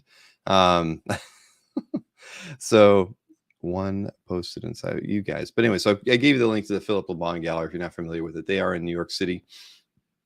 I think they're actually pretty close to the Javits Center too. So if I recall, last year they had an interesting exhibit going on during a New York Comic Con. So if you're making a trip to New York Comic Con and you can squeeze into an extra visit to the Philip Le Bon Gallery, you should, because the more we can patronize establishments like that, even just to pay them a visit, is good for, I think, our hobby and our love for the arts, and especially the illustration arts.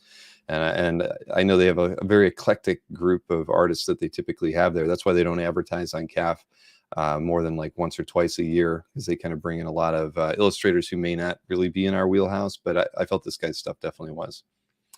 They just did an Anita Kunz show. Yes, that's correct. Thank you for the reminder on that. But yeah, I do. I check out to see what they've got coming up all the time, because I'd seen this guy's stuff before, and I reached out to him specifically saying, please send me some of the photos from there. So that's why I got what I got. I don't think they were planning on it. I just kind of hit him up after it had happened. So I'm trying to coordinate better shots like that. A Toronto native. Rich, I did not know that. All right, so I think that now covers all the main stuff. So why don't I go ahead and give you my quick heritage picks for the week, and then we can get this calf update rocking and rolling and get Mr. Snork in here as well. Let me get this window over here in front of me, so I'm looking at you and not off to the side. All right. So yeah, we can. We'll start at the end. So first up from Heritage is, of course, from the weekly auction coming up next Wednesday. Bernie Wrightson creepy partial panel page. It's like they've taken the like the center set of panels on the page, cut them out for whatever reason. Who knows why? It was at $230 earlier today. Let's see where it's at now. Yeah, well, that should probably end up around I don't know, somewhere between 3 and 4. Wild guess, but it's awesome. Of course, love it. I might as well click on it. Let's make it as big as we can to look at this thing. But a very, very nicely done piece. You can tell Bernie's his writing anywhere. So I really like this piece, and I mean, I'm not going to not one that I'm going to bid on. I've already tried to bid on a few pieces and got outbid, but I do like this image a lot, and I'm sure whoever ends up with it is going to be really, really happy. But I think that's a unique piece. It's like seeing that piece on Matt Kennedy's wall in his Cribs video. A small illustration, but hey, it's by the master, and it's just to own it, even without a signature, is pure heaven if you can get it. Next up, Jim Lee, Al Milgrom. This is from Punisher War Journal. And I always like Milgram's inks on stuff, and so here you got Milgrom on Jim Lee and a Punisher book. So everybody loved the Punisher War Journal stories, and to get a Jim Lee piece. I mean, I don't think we see Jim Lee artwork too often in the weekly auctions, so no telling where that one would end up. But look, it was already at $725 earlier today, and it's still at $725. No change. This Fastener and Larson. This is from some portfolio piece that they did. I always love Fastener and Larson. I've got the old X-Men Fastener and Larson portfolios pieces, those 4 plates. I've got my copies, not on the wall. I should hang them on the wall. I always loved them. Anthony would like this one because it has a decapitation on it. He's big on decapitations. I know he's not in the chat tonight, so I can make fun of him. But yeah, I thought, who doesn't love Fastener and Larson, right? See Nick Barucci screaming he loves Fastener and Larson. Exactly. I mean, I love their stuff. I don't care. And a piece like this that's not, it's monochromatic. I like this. I mean, it's cool. I mean, if you're familiar with their work, and if you've ever seen their work at shows, I mean, I've seen them when they've been set up at shows and been able to thumb through a lot of their portfolios. A lot of their work is just like this. If it's not like pencil only, it's monochromatic. It's not in color. I love it. I mean, I just think it's gorgeous. But the reason Anthony likes, beheadings is because he tried to get one of our Dueling Dealers variant covers to have us all beheaded on it, and Mike and I were like, "You're off your rocker, my friend." So if Anthony, you are watching, don't get mad at me, but we were like, nope, we are not having us dead on the cover of one of these variants. I said, that's not funny. There's things that are funny, and there's things that aren't funny, and a beheading of all 3 of us is not funny. So it was vetoed, fortunately for all of us. Dwayne Zapane has a few of their books. Yeah, absolutely, their stuff is great. All right, DC side of things, Mike Clark. This is actually from an activity / coloring book. I just love the the 45-degree angle on this piece. I thought that was cool. I mean, everybody, typically when you're trying to do a kind of a fun perspective on something, you're not going to shoot for something that's right at 45. But in this piece, that's the approach Mike Clark took on this, and I think it's awesome. I really like it a lot. I think it's funny. This is an activity book for kids, and Batman is throwing the Joker out the window. Of course, you could say he's doing it to kind of spare everybody from this bomb, I guess, that might have gone off, but still, he's slugging the Joker out the window. Perfect for little children to color in at their leisure, when mom and dad aren't watching. Plus they become skulls. Nick Barucci mentioned about the beheadings. Yes, exactly. So anyways, I like this piece a lot, and tip it anymore, and it reminds me of the Batman show from our youth. Next up, a Howard the Duck piece. This one is by Gene Colan and Dave Simons. This one's from the Howard the Duck magazine. I mean, I would consider this a splash page, even though it's got the funky inset panels like that. But this period, well, Marvel magazine art I love anyway. It doesn't matter really what the title is. It could be Hulk, it could be Howard the Duck, it could be Conan or Moon Knight. I love it all. I love it because of the approach that was taken with those magazines, the painterly ink wash, feel to everything. I just, so the panel like this is just fantastic. I love Howard and Gene Colan, and yeah, it's a great piece. So it was only $370 earlier, and it's still $370 today. What do we got now? John Byrne and Bob Wiacek, Sensational She-Hulk, #2 page. So everybody knows. I mean, if you look at the Byrne market from this era, first X-Men got to where you couldn't afford it. Then, then it was FF gets to where most of us can't afford it. And, where do you where are collectors turning their gaze, when you're trying to figure out what Byrne pieces to go after that aren't DC, Superman stuff, of course, is getting a little bit more pricey these days as well. But the She-Hulk market is definitely seeing some heat, and this is a great page, and from issue 2 no less. I mean, every panel has a She-Hulk in it. I mean, just the way he drew her so well. So I like this piece a lot, but I'm sure. Oh, okay, yeah, they're still in the last panel. All right, but anyway, love this piece a great deal. And where's it at now? Probably still at 800. Lots of bricks. 800 still on this one. There you go. Like Nick said, X-Men, FF, Superman, and now She-Hulk. And then Hulk, right? I mean, for some reason, his Hulk art hasn't really, well, I guess Hulk and She-Hulk probably price-wise might be in the same kind of wheelhouse. All right. Now this is a Conan page by Buscema and Dzuniga, or Dzuniga, however you might want to pronounce it. No Conan on it, and there is a little bondage in it. But the thing is, I thought the whole page is just really, really nice. I love the panel structure here. This open panel with no borders that kind of just bleeds into this other one that they're not using a panel border on part of it. I just think it's a really, really, really well done page. I even love the way this, the magician has this conjuring thing kind of coming up around there. I mean, just everything about this piece is really it's well composed, and the characterizations are really nice, and the ink work by Tony is fantastic. So even without Conan on it, it doesn't need him. It's a great page. And so without Conan, it might actually put it in a more affordable space. I mean, this was at 170 earlier, still at 170 now. So, these pages typically, when they have Conan on them, are around the 22, 23, 24, 2500.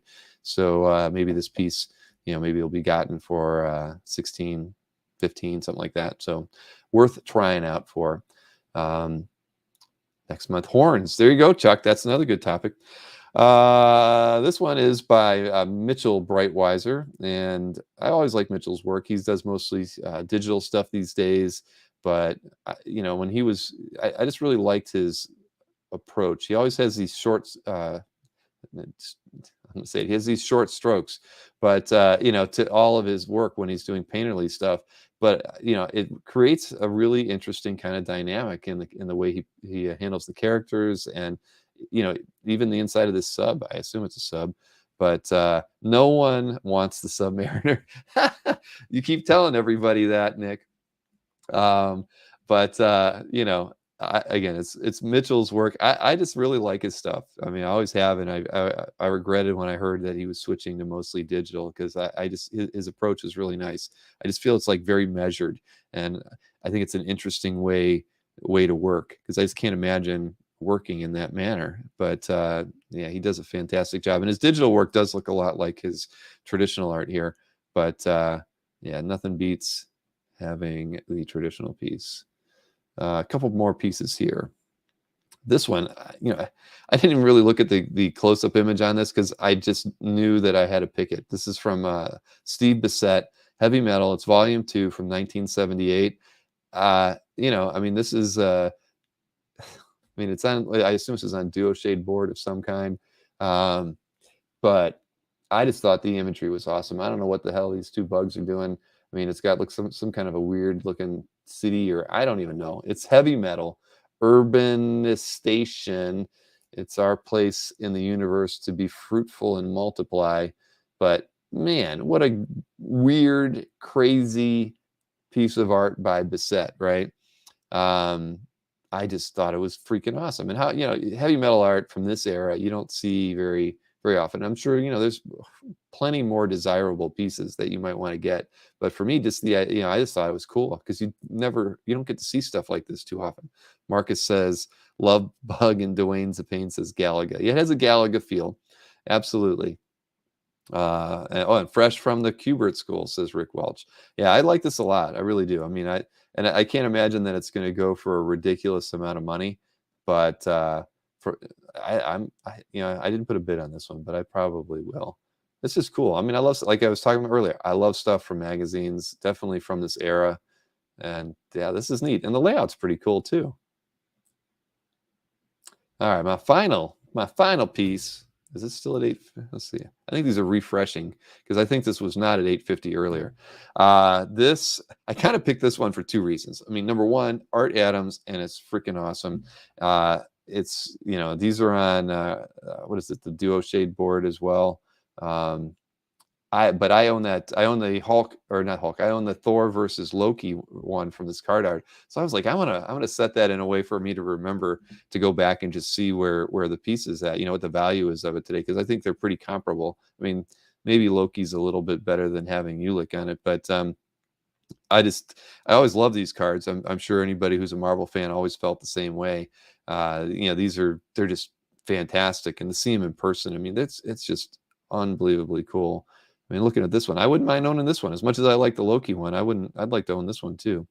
But yeah, I'll be curious to see where this one winds up because they don't come up very often, and as we know, there are many Art Adams fans out there.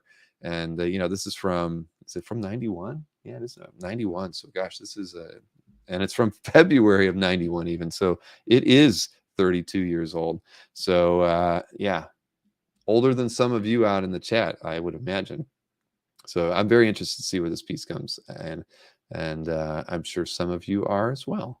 So let me go ahead and close that one. So there we go. Now I can give you the EXP update of the week before we go on to the CAF update. Ulick is not technically holding Mjolnir at all. Nope, absolutely not. Cannot. Thor versus Loki is greater. Thank you, Rick. I feel the same. I feel the same. Because that, if everybody remembers that, the Loki on there was drawn really well too. So now let's get on to the EXP. As you know, Nick has the Friday night covered from 7 to 8 p.m. It's been going a little later every week. Nick, I'm always there, even if I'm not chatting. I've always got your show on. So I know the last couple weeks, I mean, the Starlin thing was great. But you've been running a little late every week, but that's okay. 10, 15 minutes here or there is always good, especially when you've got a good show going on and people are tuning in. And you had a really, I think you had like 85, 90 people watching the show last week. So that's fantastic. But every week, 7 to 8 p.m., Nick Ferrucci does the original art experience on the EXP. You can watch him on YouTube. You can watch him on Facebook. You can watch him on Twitch if you're young and know what that thing is. So one of these days, we'll all be able to stream to Instagram, hopefully someday soon, not so late. But as always, I have a little preview to show from Nick's show. And here is this week's preview from Nick. Everybody, this Friday, February 24th, the original art experience. It's going to be a great show. And not only will it be fun, not only will we have art, we're also going to do a few things to help raise money. First and foremost, we will have these George Perez Hawaiian shirts with all of the money going to Carol Flynn, George's wife. So check it out. Most of them have this tag, Tender Loving Care, Carol Flynn. These are the shirts, including this cute one with the bandas, that George wore at conventions. So George and Carol both wanted fans to get them. Out of the 100+ shirts that George had, these are some of the last ones. There are 2 more on top of this. These will be available Friday the 24th at 7. But we're not going to stop there. Everything that is George Perez related, which we'll get to, 10% of those sales will also go to Carol Flynn. In addition to that, we are going to have Amazing Spider-Man number 80 cover by Mark Bagley, Pure Pencils, Aunt May, Dr. Octopus, Spider-Man, oh my stars and garters. Then we're going to have Amazing Spider-Man number 7, page 12, both Pure Pencils and the Blue Line inks as one item. Now, we were talking about the George Perez items where I'm donating 10% to Carol as well. This Teen Titans number 10, page number 17 with early Deathstroke appearance. 10% of the sales of this page will go to Carol, as will 10% of the sales of all these Crisis on Infinite Earth number 8 color guides, as will the entire color guides for New Teen Titans Who Killed Trident number 33. 10% of those sales will go to Carol Ferris. Then we will have other beautiful artwork for sale, including Avengers Academy number 13 by Sean Chen, this Hulk commission by Jim Starlin, and 25% of this sale will actually go to Fat Jack's Comic Crypt and to Aegis Comics in Alaska. Then we will have Night Stalker 7 and 8. We didn't get to this last week, and I am terrible at putting these back. Ron Garney and Tom Palmer. We will have Kang killing Kang in Avengers 54. We will have Green Arrow 36, page 12 by Garney. And we're also going to have something. So we will have, I'm jumping around. We will have other art with money also helping raise money for Fat Jack's Comic Crypt in Philadelphia and Aegis Comic Crypt in Alaska. And I'm going to put these up for sale that I never thought I would sell. I was actually trying to get the missing page. This is Detective Annual 8, Kieran Dwyer, with the origin of the Riddler. I have page 10, page 11, and then page 13. I was always hoping to get page 12, but after so many years of trying to get it, I'm throwing in the towel and actually putting these up for sale on Friday. So this Friday, February 24th, 7 p.m. Eastern on the Original Art Experience. Check it out. We're going to have some fun, raise some money for some good causes, and just enjoy the end of the week. So hit that thumbs up, and I'll see you Friday at 7. That actually reminded me of something, but thank you for that, Nick. So I did omit from the schedule that Nick and I will be doing another Fat Jack's fundraiser.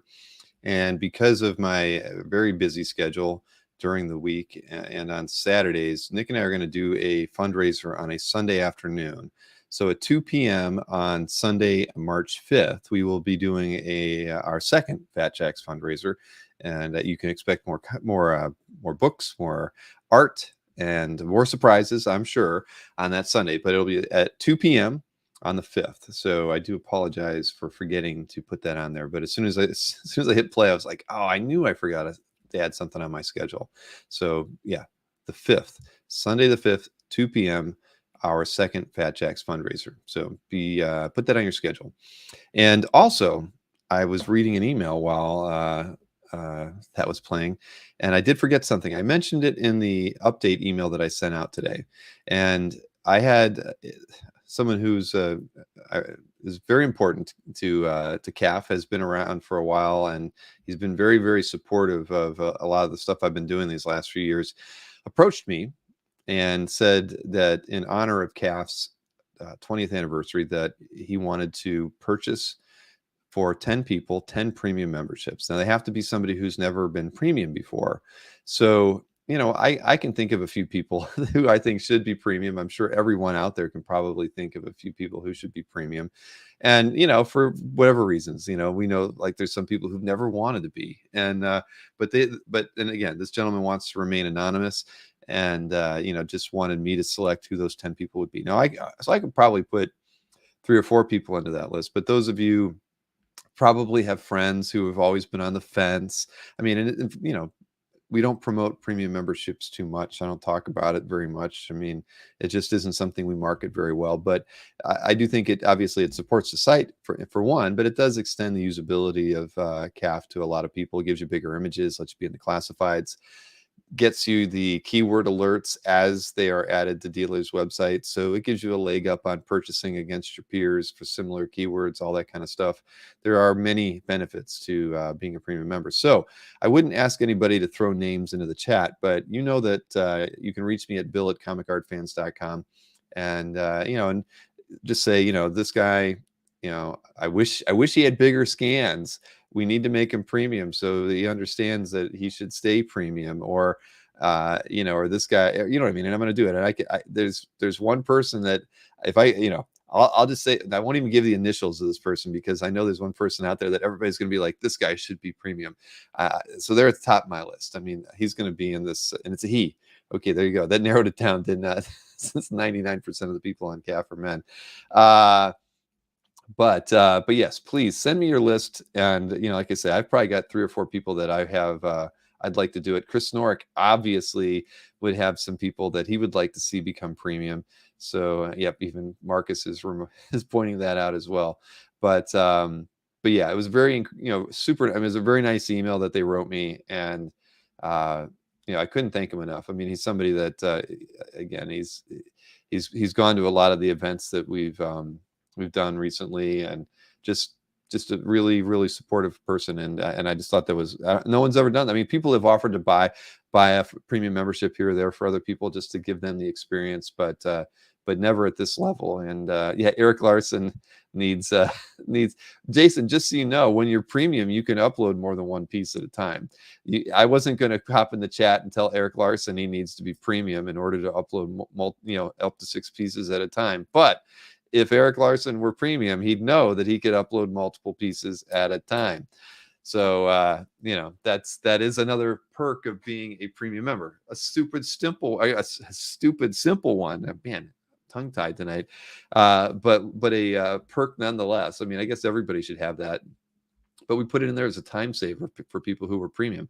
Why didn't I do that? What do you mean, why didn't I do that? Because I didn't want to tell Eric Larson he's cheap because he's not a premium member. But I couldn't tell him that because I don't do a good job marketing the fact that there are premium memberships out there that make your life easier on CAF. So Jason says he's premium and had no clue that it's there. It is there. It better be there.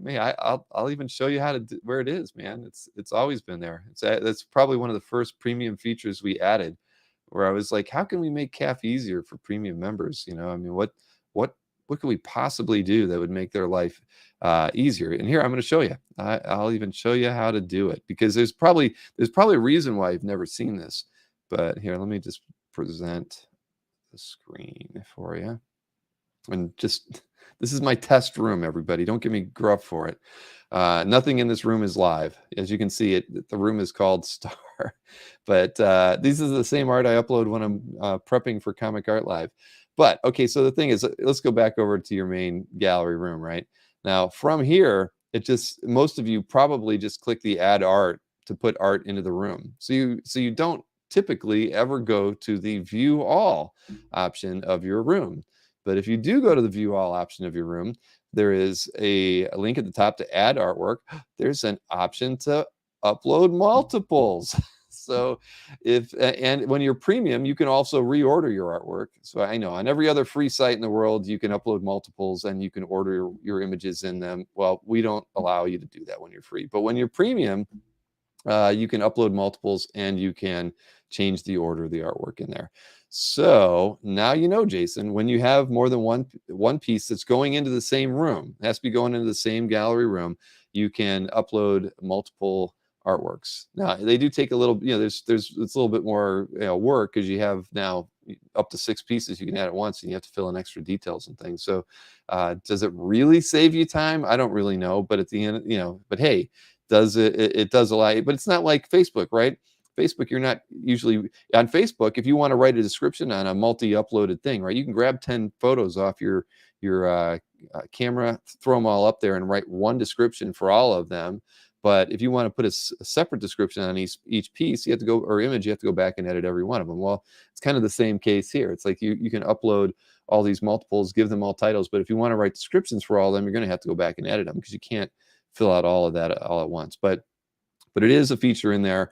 It only has 6 because back in the day when we added that feature, which would have been over a dozen years ago, the internet wasn't that fast back then. Not many people had gigabit connections, let alone 100 megabit connections. So I bet you today we could probably up it to 10 at a time, and it would work just fine. But I remember back when we did it, we felt 6 was a magic number for people's standard internet connection. So multiple image uploading is there for those of you who are premium members. Maureen does it. That's very true. She does it to test the faithful. But I'll see in Black Viper Adorn you have an interesting approach. I only had 1 piece per week, so the pieces don't compete against each other. Yeah, for a weekly pick, that's true. That's a good way to go about it. Can we have a meme with those cats eating donuts and drinking coffee? Oh man. Anyway, after you reorder, there is a field you have to click. Yeah, that I don't even want to show that because I mean I could show, because one thing that we've never done, and it's like when you're in a room to change the order of your artwork, it does suck because you pretty much, this is what you get. We don't even show you the thumbnail. It's about as archaic as possible. So you have to pretty much just renumber them, and I don't blame you. I hate it too, but it is what it is. But here, let me go over to the manage galleries section. The handling your featured stuff is somewhat easier, I guess, right? Is that once you have your featured pieces, you can, because you can just kind of grab them around and reshuffle your orders, and everything, and it's much easier. But the featured stuff is only 12 pieces, whereas when you're doing a room, you could have, I mean, people have 100 pieces or more in some rooms, and I just can't imagine what a tool like this, and see, there's my Art Adams Loki versus Thor piece. I can't imagine what shuffling around 100 images would be like. I mean, how do you do it on a page like this? You'd be scrolling up and down. This would be like trying to update your Roku interface. For those of you with Rokus, you know what a pain in the butt that is. So I can, it would be like that on steroids if you had 100 or 200 pieces in your room. So that's why we never did it. That's why we've left it the way it is, just because I think it'd be horrible to try to reorder them in this manner. I could be wrong. People ask me for it every year, but I just think it would be it's like Tetris. Thanks, Marcus. Jason says I'm the destroyer and I can tell Eric Larson whatever I want. No, Eric is not somebody I would want to, ruffle their feathers. I'd love to have Eric Larson on a chat someday. So no, he's, but I didn't want to say that because it's just, people feel stupid when they don't, because he probably doesn't even know there's a premium membership, let alone that there's an option to, upload multiple images at a time. So anyway, all right, I've gone off on a tangent enough for this stuff, but there you have it. So let me stop that screen. So we're going to go ahead and get on with the CAF update for the period of February 13th through the 19th from 2023. This is an odd week. Jason, you can ask on Facebook if you but okay, for dealers had, I mean, I don't know, what are the dealers doing? Either this is a precursor to a subtle downturn in the comic art market, or maybe there's just a lot of dealers not doing a lot of updates, or I don't really have an answer for it. But last week, dealers only sold $105,000 in comic book artwork from the dealers I track. Of course, only from the dealers I track. The prior week, it was 343, which I'd say is our typical, or at least over the last year and a half, 2 years, has been our atypical average, around 350 to 325. 105,000 in overall sales. Pretty paltry, if you ask me. Only 3 dealers had sales over $10,000. Anthony won. He won everything, most sales and most overall sales. He had $42,480 in sales. Felix was next with $16,000 in sales, and Mike was in third with $15,000 in sales. Oh, no one could risk spending that much close to Valentine's Day. Well, we didn't have a great Dueling Dealers week that week either. But anyways, 105,000 is kind of unheard of. Winter Blas.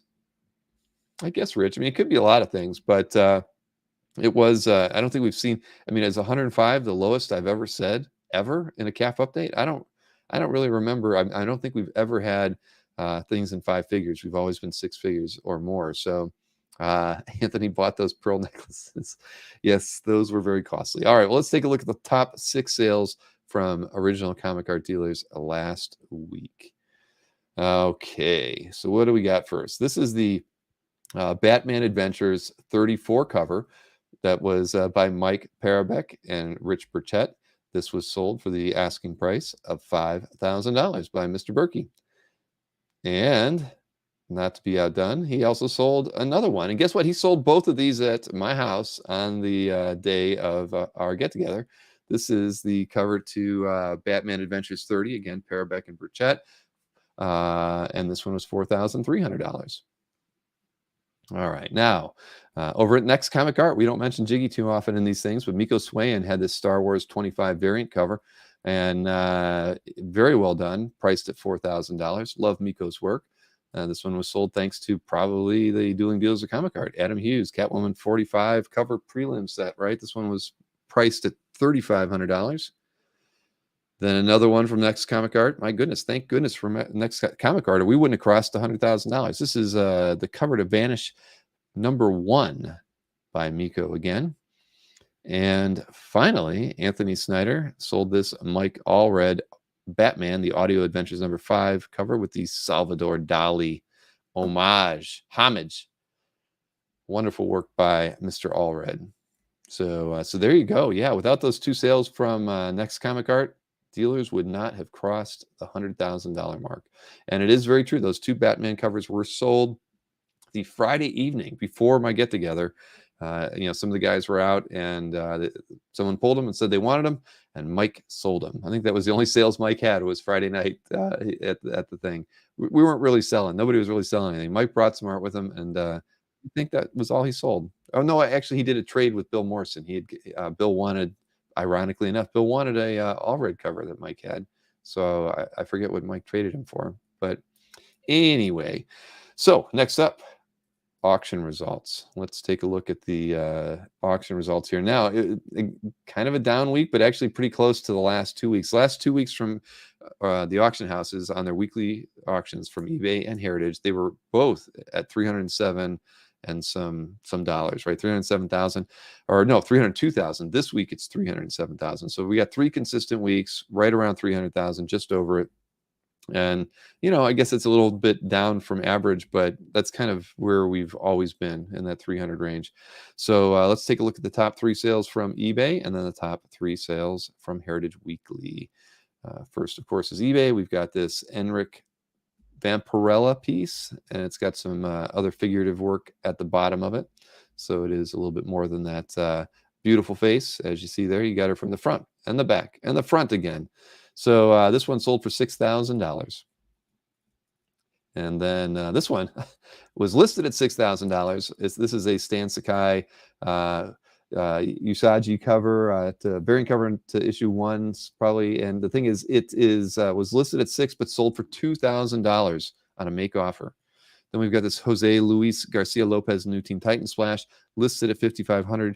It sold for $4,500.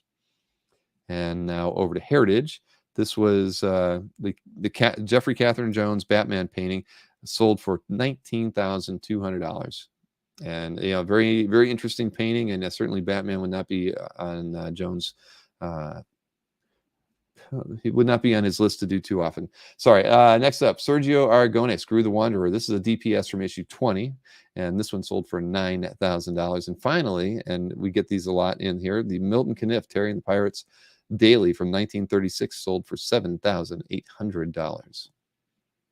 And there's always 6 or 7 of these Milton Caniffs in there. They're always great. And, they're from an estate that I think we're going to continue to see those probably well throughout this entire year. I believe there were several hundred that were given to Heritage more than a year ago. And that's why we've been seeing them ever since. But nice to see them. And hopefully they're going into many people's collections. Beautiful Vampirella. I agree, Nick. It was very well done. I've been saying swaying wrong for years. I could be saying it wrong, but again, I've heard it from Jiggy enough that I think I've got it right. It's Miko Swain, except when his art sells well, except when he's selling Aquaman. He was very disappointed that night he brought the Aquaman art to the interview we did. He will never let me live that down. But I should have pre-warned him. I thought it's Miko's work. I thought Miko could, if anybody's going to sell Aquaman, it's going to be Miko, and I was wrong. So you know what time it is. It's time to bring my compatriot into the show. Welcome, Mr. Chris Snorik. How are you doing, sir? Oh, you're on mute. You're on mute. There we go. Thank you. I'm doing well. How about you? I am doing really well. All right. It's been a long day, but I'm glad that we made it here. I know I'm running late now. I really thought I was going to get through things today, but oh, here's a good question. Jerry's asking me, how do you get the prices when an offer is accepted? And Jerry, I'll actually pull the site up on here for you so you can see it. The thing is, eBay has done everything they can to kind of restrict access to their API to get sold prices. I used to be able to get sold prices. I have to do it differently now. But there is one site on the internet where you can actually still go to it and run a query into it and get eBay sold prices. And I'm just gonna put this whole thing in here for you. Let's see, present it. It's a really ugly site, as any site built It's very in the old, right? 90s is. But the site is called, the domain name is 130point.com, and then you go and /sales. So you go to that website, and right there, just a little bit below the top of the screen with all the ads, if you'll put the title, and you can pretty much, like, if I go over to okay, it was the Stan Sakai piece, right? So let me go ahead and just copy. You can straight copy a title, because this one was Stan Sakai, Usagi Yojimbo, #1 variant cover. Okay, I'm going to copy that, go over here, and I'll paste it into the title. The thing is, I don't select anything else, because if you actually try to pick comics as a category, it won't work. Because that was kind of, I think, how eBay sought to make this not work for people, was when they figure people are trying to be granular with their searches. But if you leave everything open-ended and then click on the search, it'll take you down here, and lo and behold, I mean, it's going to get multiple hits because it's a comic title with a number in it. But right here is the piece that was $6,000, best offered at $2,000. So, and you can see on everything that this site reports on are think, okay, not this one. I thought most of the stuff, but I guess they're pulling final sale prices or best offers, and it's the only site on the internet still working. Someday I'm sure eBay is going to change something and it's going to break it, but for now, you can still get it that way. And the thing is, if it's a new item that's sold with a make offer, you can, and it's within 30 days, eBay does have an advanced search where you can say, show me the sold items, matching a keyword set. And if it's within 30 days, you can get that result. It's just that, as you know, when you go to a sold listing and it has a make, and it says it was one with a make offer, they don't show it to you what the offer price was on that detail page. You either have to go use the search, or you have to come to this website here. So 130point.com/sales, and you can get your sales data there. And I don't know how far back. I think the API allows you to go back like 6 months. So this is definitely going to be a better place to go when rather than using the eBay search, if you can. All right. So yep, I don't talk about that one enough, but I imagine a lot of people would like to know that, because it always ticked me off when I couldn't figure out best offers on stuff. It's not fair. Mm-hmm. It doesn't help you from a market perspective, right? I mean, look at that one in particular. I mean, come on, it was listed at $6,000 and it was sold for $2,000. So, but I that's why whenever a seller has something listed as a make offer option, do it. You don't know what they're willing to accept. Give them a fair offer, and you might just get it, just like that guy. Oh, right. I've also learned, I'm sure that everybody knows this, but eBay for sellers really pushes the fact that when people watch an auction, and they will actually, I will proactively get offers from sellers that are below, their starting price from time to time, just by Really? watching. Yeah. I don't think I've ever gotten that. I've gotten people like marketing to me, like maybe I don't even remember how that's happened, but I don't think I've ever had that happen. That's cool. hmm Maybe I don't watch enough items when I'm over there. But there you go. And that's another trade secret out there for everybody. But let's get these picks out here for you, Chris. Time to go. Yeah. All right. So let me resize the window just a little bit. There we go. All right. So Dave Cockrum. Have you ever picked a Dave Cockrum piece before? I don't think I have. And historically I would kind of be like, Bill will probably pick that. It's Cockrum. But because it's Avengers and because it's my favorite Marvel villain, I thought I would pick this week. So this is not not a huge Cockrum fan, to be totally honest, but this is a great piece by his. I love how bombastic everything is on this page. It's really Cockrum doing what he does, which is cool. Patrick, the owner of this, is a huge Swordsman fan, so this has got Swordsman in it. Important issue for that character, obviously, but like I said, this is just I'm a big Kang fan, so it was Kang's week last week, and he's in that top panel looking menacing as he does. So yeah, very timely. The lettering on this one really is nice too. I mean, it's really, really well done. Either the scan is just great or the lettering is a little exceptional. I'm not sure, but yeah, everything. I love it, and I'm already a Dave Cockrum fan, so. It's Orzakowski. Okay, well, see, the lettering is so good. They had to list the letter, and it's true. I mean, there are some letterers where you must list their name if you can, because he's one of the best to ever do it, for sure. That is very, very true. So this is a really nice page. So congrats to Patrick for picking that up, and it's timely given the Ant-Man movie and everything coming out. But you're right, bombastic is a good way to phrase it. I mean, the action, there's everything's electric throughout this thing. Even Kang in that first panel is breathing fire. So I got my like on that one. Sorry, that very good pick there. Next up, wake up screen. Here you go. Now this one, when I put it in my in the intro video, I tweaked it because I thought the scan was a little dark. It's dim, yeah. Yeah, but this is in Razorback Fans Calf Gallery, and we've got a lovely Sean Chen piece. So first and foremost, I think it's important to highlight that we have a guy on Calf whose gallery is Razorback Fan. So he has a lot of really cool stuff in his gallery that is either Razorback or not Razorback related, but anyway, so I thought this was a great subject. You've got basically Wildcat is dragging this guy behind his motorcycle, so a cool idea for a cover for sure. I love the character, I love Wildcat, but more than anything, the facial expression on the guy who's being dragged is just absolutely perfect. I love it, and I don't think we talk about Sean Chen enough.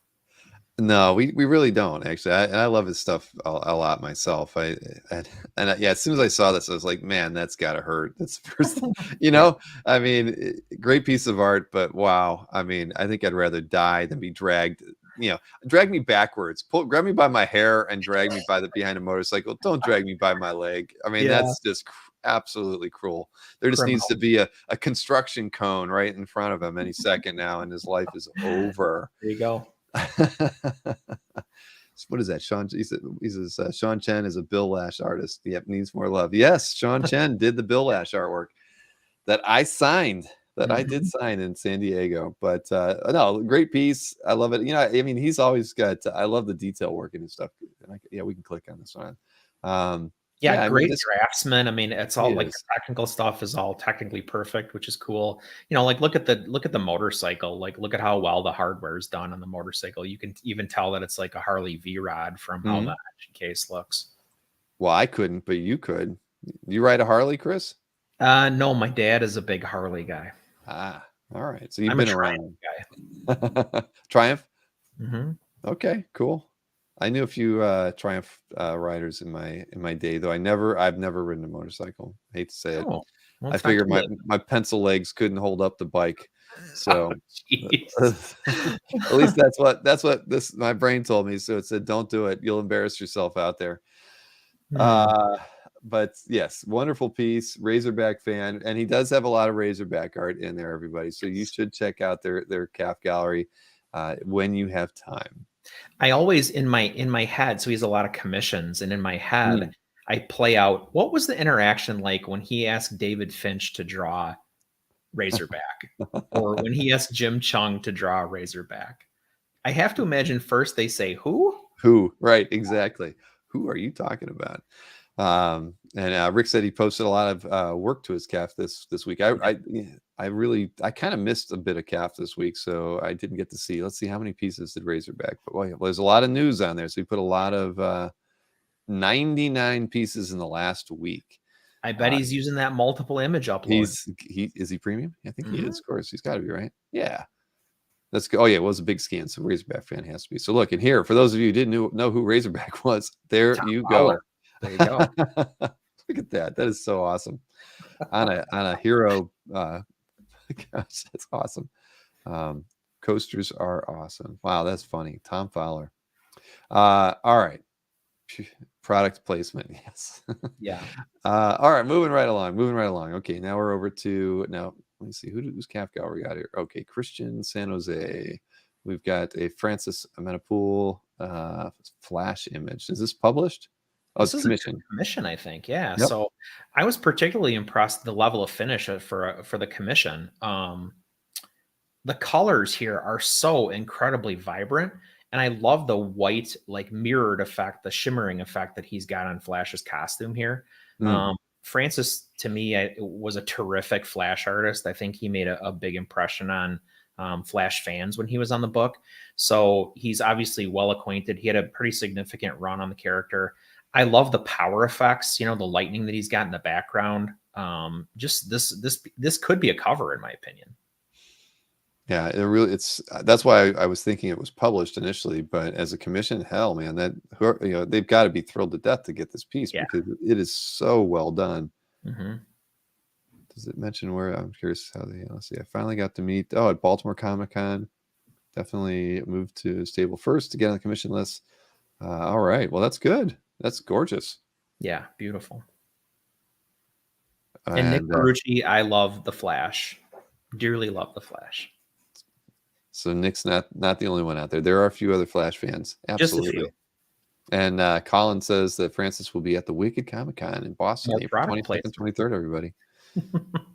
In Boston. All right. So let's see. Next up, we've got Mr. Would that be Wicked Comic-Con, Bill? It's close. Yeah. Yeah. I never got my Boston accent down. I was only there for 3 years. So while I did start calling it Soda Pop after being in New England for a long time, and it was just pop in Ohio. But yeah, same here. I call it soda or Soda Pop now, and that's the only thing that has stuck with me from my time in Boston. That's probably a good thing. Yes.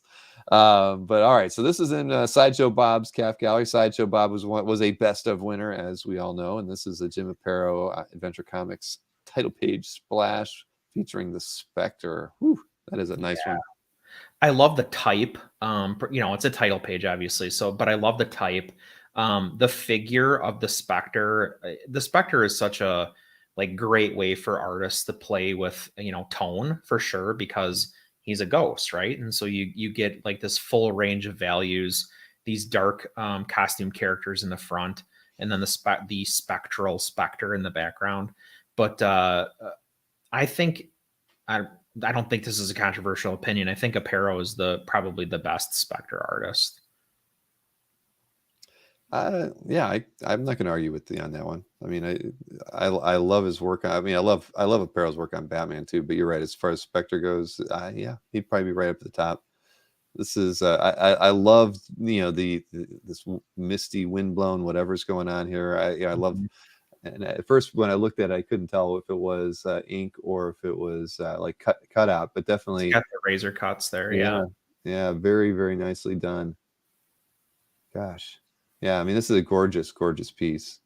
And obviously, pretty much everything in Bob's calf gallery Yeah. is gorgeous. But yeah, the anguish of the specter, the way the lettering is done there. Um, yeah, this is, and then this is another page with wonderful lettering throughout, even in the in the world of mortal men. He is Jim Corrigan. I mean, that's the lettering is really. I mean, it just fits the title really well. And It's EC-ish a little bit. Yeah, I like this page a lot. I didn't look at it too much before when I was pulling up your set, but yeah, the more I look at it, it's really great. And I didn't see this one either. I don't know how I would have missed it, but I think he posted another one. I just picked this one. I had a couple of options, but they were both great. well, it wouldn't surprise me. I'm just going to take a quick look. And one thing I was going to tell everybody, and this is from Maureen. Oh, look at that. Who do we got here? See, I'm like, are we really in Sideshow Bob's? Didn't we just look at this artwork? Alexis Bruchon. We know where Bob was. He was at he picked up one of the pieces there. And the Tim Sale, that was probably the other one you were thinking about. But this is awesome. See, I trust me, guys, I had no idea, but this is one of the pieces I showed in the slideshow. Oh, very cool. Yeah. Wow. Oh, man, I think of Bob. I don't think of him as an illustration art collector, but shoot, man, this thing is, because you saw I think the size of this is pretty large. Wow. It's so technical. Like, it's funny, there's a little Chris Ware in it. There's a little, there's a lot. There's some nice stuff going on in here. Damn. Wow. Well, Bob said he would do an interview sometime. I'd love to get him on and talk to him about his art collection. I'm just curious. I love seeing stuff. It's like when we look at some guys and they're out of their comfort zone, right? When I was talking about Ian, last week or the week before, I mean, it's cool when you see people collecting stuff that you don't expect to see in their calf. Wow. Yeah. But yeah, I think that Tim Sale, I almost picked that too, and then I saw that you had picked one, so I didn't go for it. But that was a really nice piece too. Sideshow Bob's kind of a safe bet every week, just about. Yeah, definitely. I want to see this piece now, just because it wasn't a good photo of it before. Or no, this is a different piece. This isn't the one that he drew when he was there. This is but it must have been one on the wall. So, for Bob, there you go. Maybe this was done at the show. Maybe that's cool. Yeah, it's really fun too. I'm going to email the Philip LeBon just to kind of they should do like a write up or something, about their openings. I mean, it sounds like it was probably a really fun time. Very nice. All right. Well, congrats to Bob. And Andrew Hanna's Calf Gallery. Oh, yeah. Sean Chen, spider illustration from Incognito. Oh. All right. Time for me to go to bed, everybody. That's all right. Oh, God. I just wanted to, Marcus is he's just, all right. Take it away, Chris. So I thought this was so cool because it reminded me of like a lobby card, like a movie lobby card from back in the day. I think the graphic treatment is so wonderful on this, like the way that he has the figure placed versus how the spider web takes up the rest of the page. And then the fact that I really like the stark contrast between the fact that the figure is really the only thing going on the page other than that graphic element. It just lends so much weight to the figure and like draws you right to it. Yeah, Sean Phillips is incredible. I mean, I pretty much love everything he does, and that's why I feel stupid that I got his name wrong. Well, we were just talking about the other guy. I know there's no excuse, but yeah, no, this is gorgeous. I mean, to me, he can do no wrong. I love everything he does. I go over to Splash Page Comic Art just to kind of browse his gallery every now and again just to see his work, because I just enjoy it so much. And I mean, he and Brubaker, the work they've done together. I mean, they're just a fantastic team. And Sean's art really kind of, he's, like Darwin did his thing. I mean, he's kind of, held in super high regard. I think Sean's kind of in that same stratosphere as well, because he just has that noirish stuff down to a T. He's so painterly, and yeah, this is a really, really nice piece. Yeah, it's hard to it's hard to think of another person who's doing what he does that is even almost comparable. He kind of is peerless in a way. Mm-hmm. Yes, indeed. Hey, Jiggy, nice to see you in the show. I was congratulating on you on helping get the dealers over the $100,000 mark in the update today. They only reached about was $105,000 in sales, but you had 2 sales in the top 6. So I just said, we don't mention you a lot in the CAF update when we do the dealer sales, but with those 2 the 2 Miko covers that were sold definitely pushed us over the 6 figures. So thank you for that, Jiggy. And thank you for doing the show with us this week. It was a lot of fun. Jiggy added a great new artist this week. If people don't follow Next Comic Art, they should. I didn't get a chance to read the email. It's flagged for me to go back to it. So do you remember the artist's name? Von Randall, somebody that I've been interested in on Instagram, and finally got a rep. So, all right. Well, congratulations, Jiggy. I guess we'll be hearing more about Von Randall in the near future.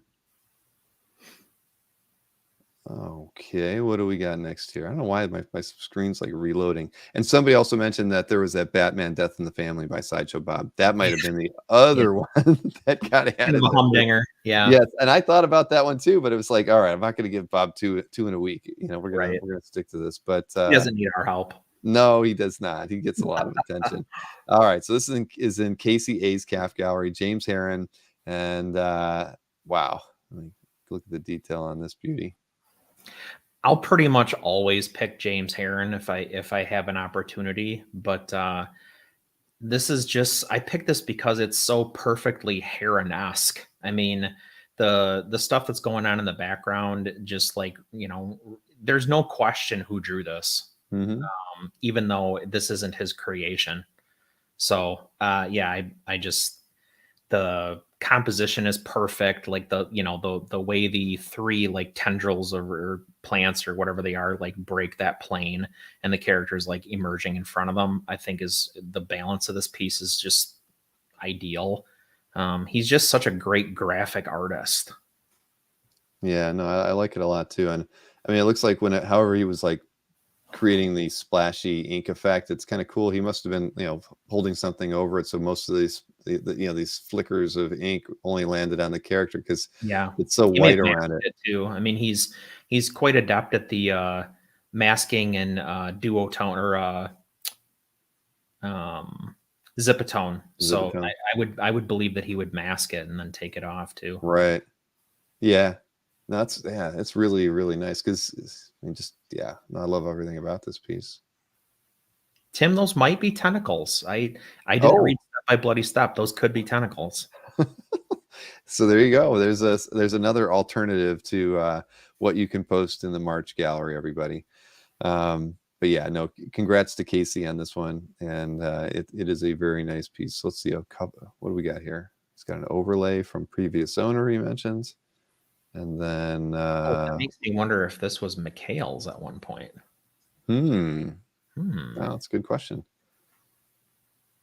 The colors aren't bad too. That's pretty nice. Yeah, nice. I prefer the black and white as I do too.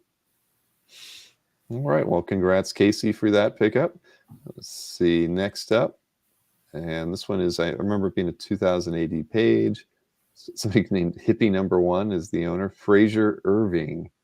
Can't click on it, but I love the moodiness of the piece. When I saw it, I didn't even really read who it was by or what it was from, but I was like, that's a cool piece. This one would definitely, I didn't see it, but it would have caught my eye for sure had I noticed it. Yeah, this is all about the brushwork. I mean, look at the line quality that's happening on the figures versus like the more, I guess, thick and kind of like wild, edgy stuff that he's got going on in the background. And then the face on that character / creature or whatever you want to call it, the bottom panel is just so like raw and crazy looking. This is a great page. And yeah, it really is. I mean, had I seen it, I might have picked this one myself. I love the brushwork in it. I love like that second and third panel a lot. I just kind of like creature creeping up on them. I mean, the way the flame is drawn, it's really nice. Yeah. But Fraser Irving, I don't think I've really. I mean, the name.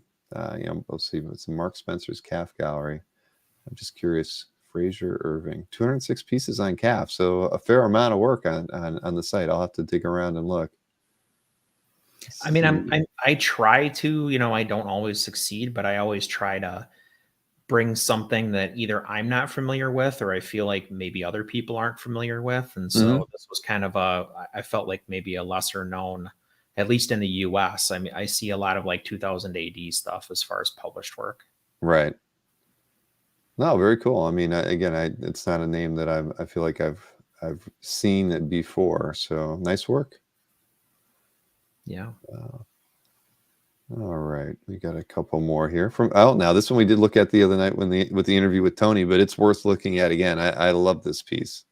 Yeah, one of the awesome things about the interviews that you do is like typically the guy that the person you're going to profile adds a ton of stuff for their gallery. And so like I wind up, there's kind of an embarrassment of riches for that particular person in that given week. So I feel like we wind up doing this quite a bit, but this is just, this is from an inking perspective, this is such a technical masterwork. I mean, the stuff that's going on in that figure to add texture to the suit and then the shoes and then the way the whole piece is put together, it's almost textbookish in a way. It looks like it could be a manual somehow for like, detection. I just thought this was such a cool piece and not something, super heroic, which is normally my kind of milieu, but I just really love this. Nope, I do too. I told Tony the same thing. I wasn't really. I mean, I guess I was familiar with Rick Geary after I looked at the other work by them, but it didn't like hit me who they were. But man, I love this piece too. Everything about it, it's stunning. I mean, and it is what it is. I mean, it's like you look at those hands; those aren't well drawn hands, but they don't need to be well drawn. I mean, it fits the period quality that he's going for. But that line work, I mean, that's like a Durer woodcut, I mean, how do you do that in ink and get that kind of variation in the weights like that? I mean, this is this is all thought out. It's not accidental. I mean, he knew exactly what he wanted and got it. And I really like, how the shading of the face, it's almost like it's whatever the story is here. And I don't know. And I remember he was talking about these are usually like historical murder type scenarios but he's like trying to disguise or hide whom this might be and putting them in the shadows. I mean, it's this a really, I just love everything about it. And I love the mystery and like it's almost like I'm looking at a Sherlock Holmes novel and I'm trying to, you're trying to understand how did you get from here or solve a problem. And I mean, I love it. And I love the lettering in here. I'm assuming he probably lettered this himself, but it's the style of the lettering fits the piece as well. Yeah, it's just the piece like has an overall like really unique tone. Yeah, it feels like a journal somehow. Yeah, I agree with that. Yeah.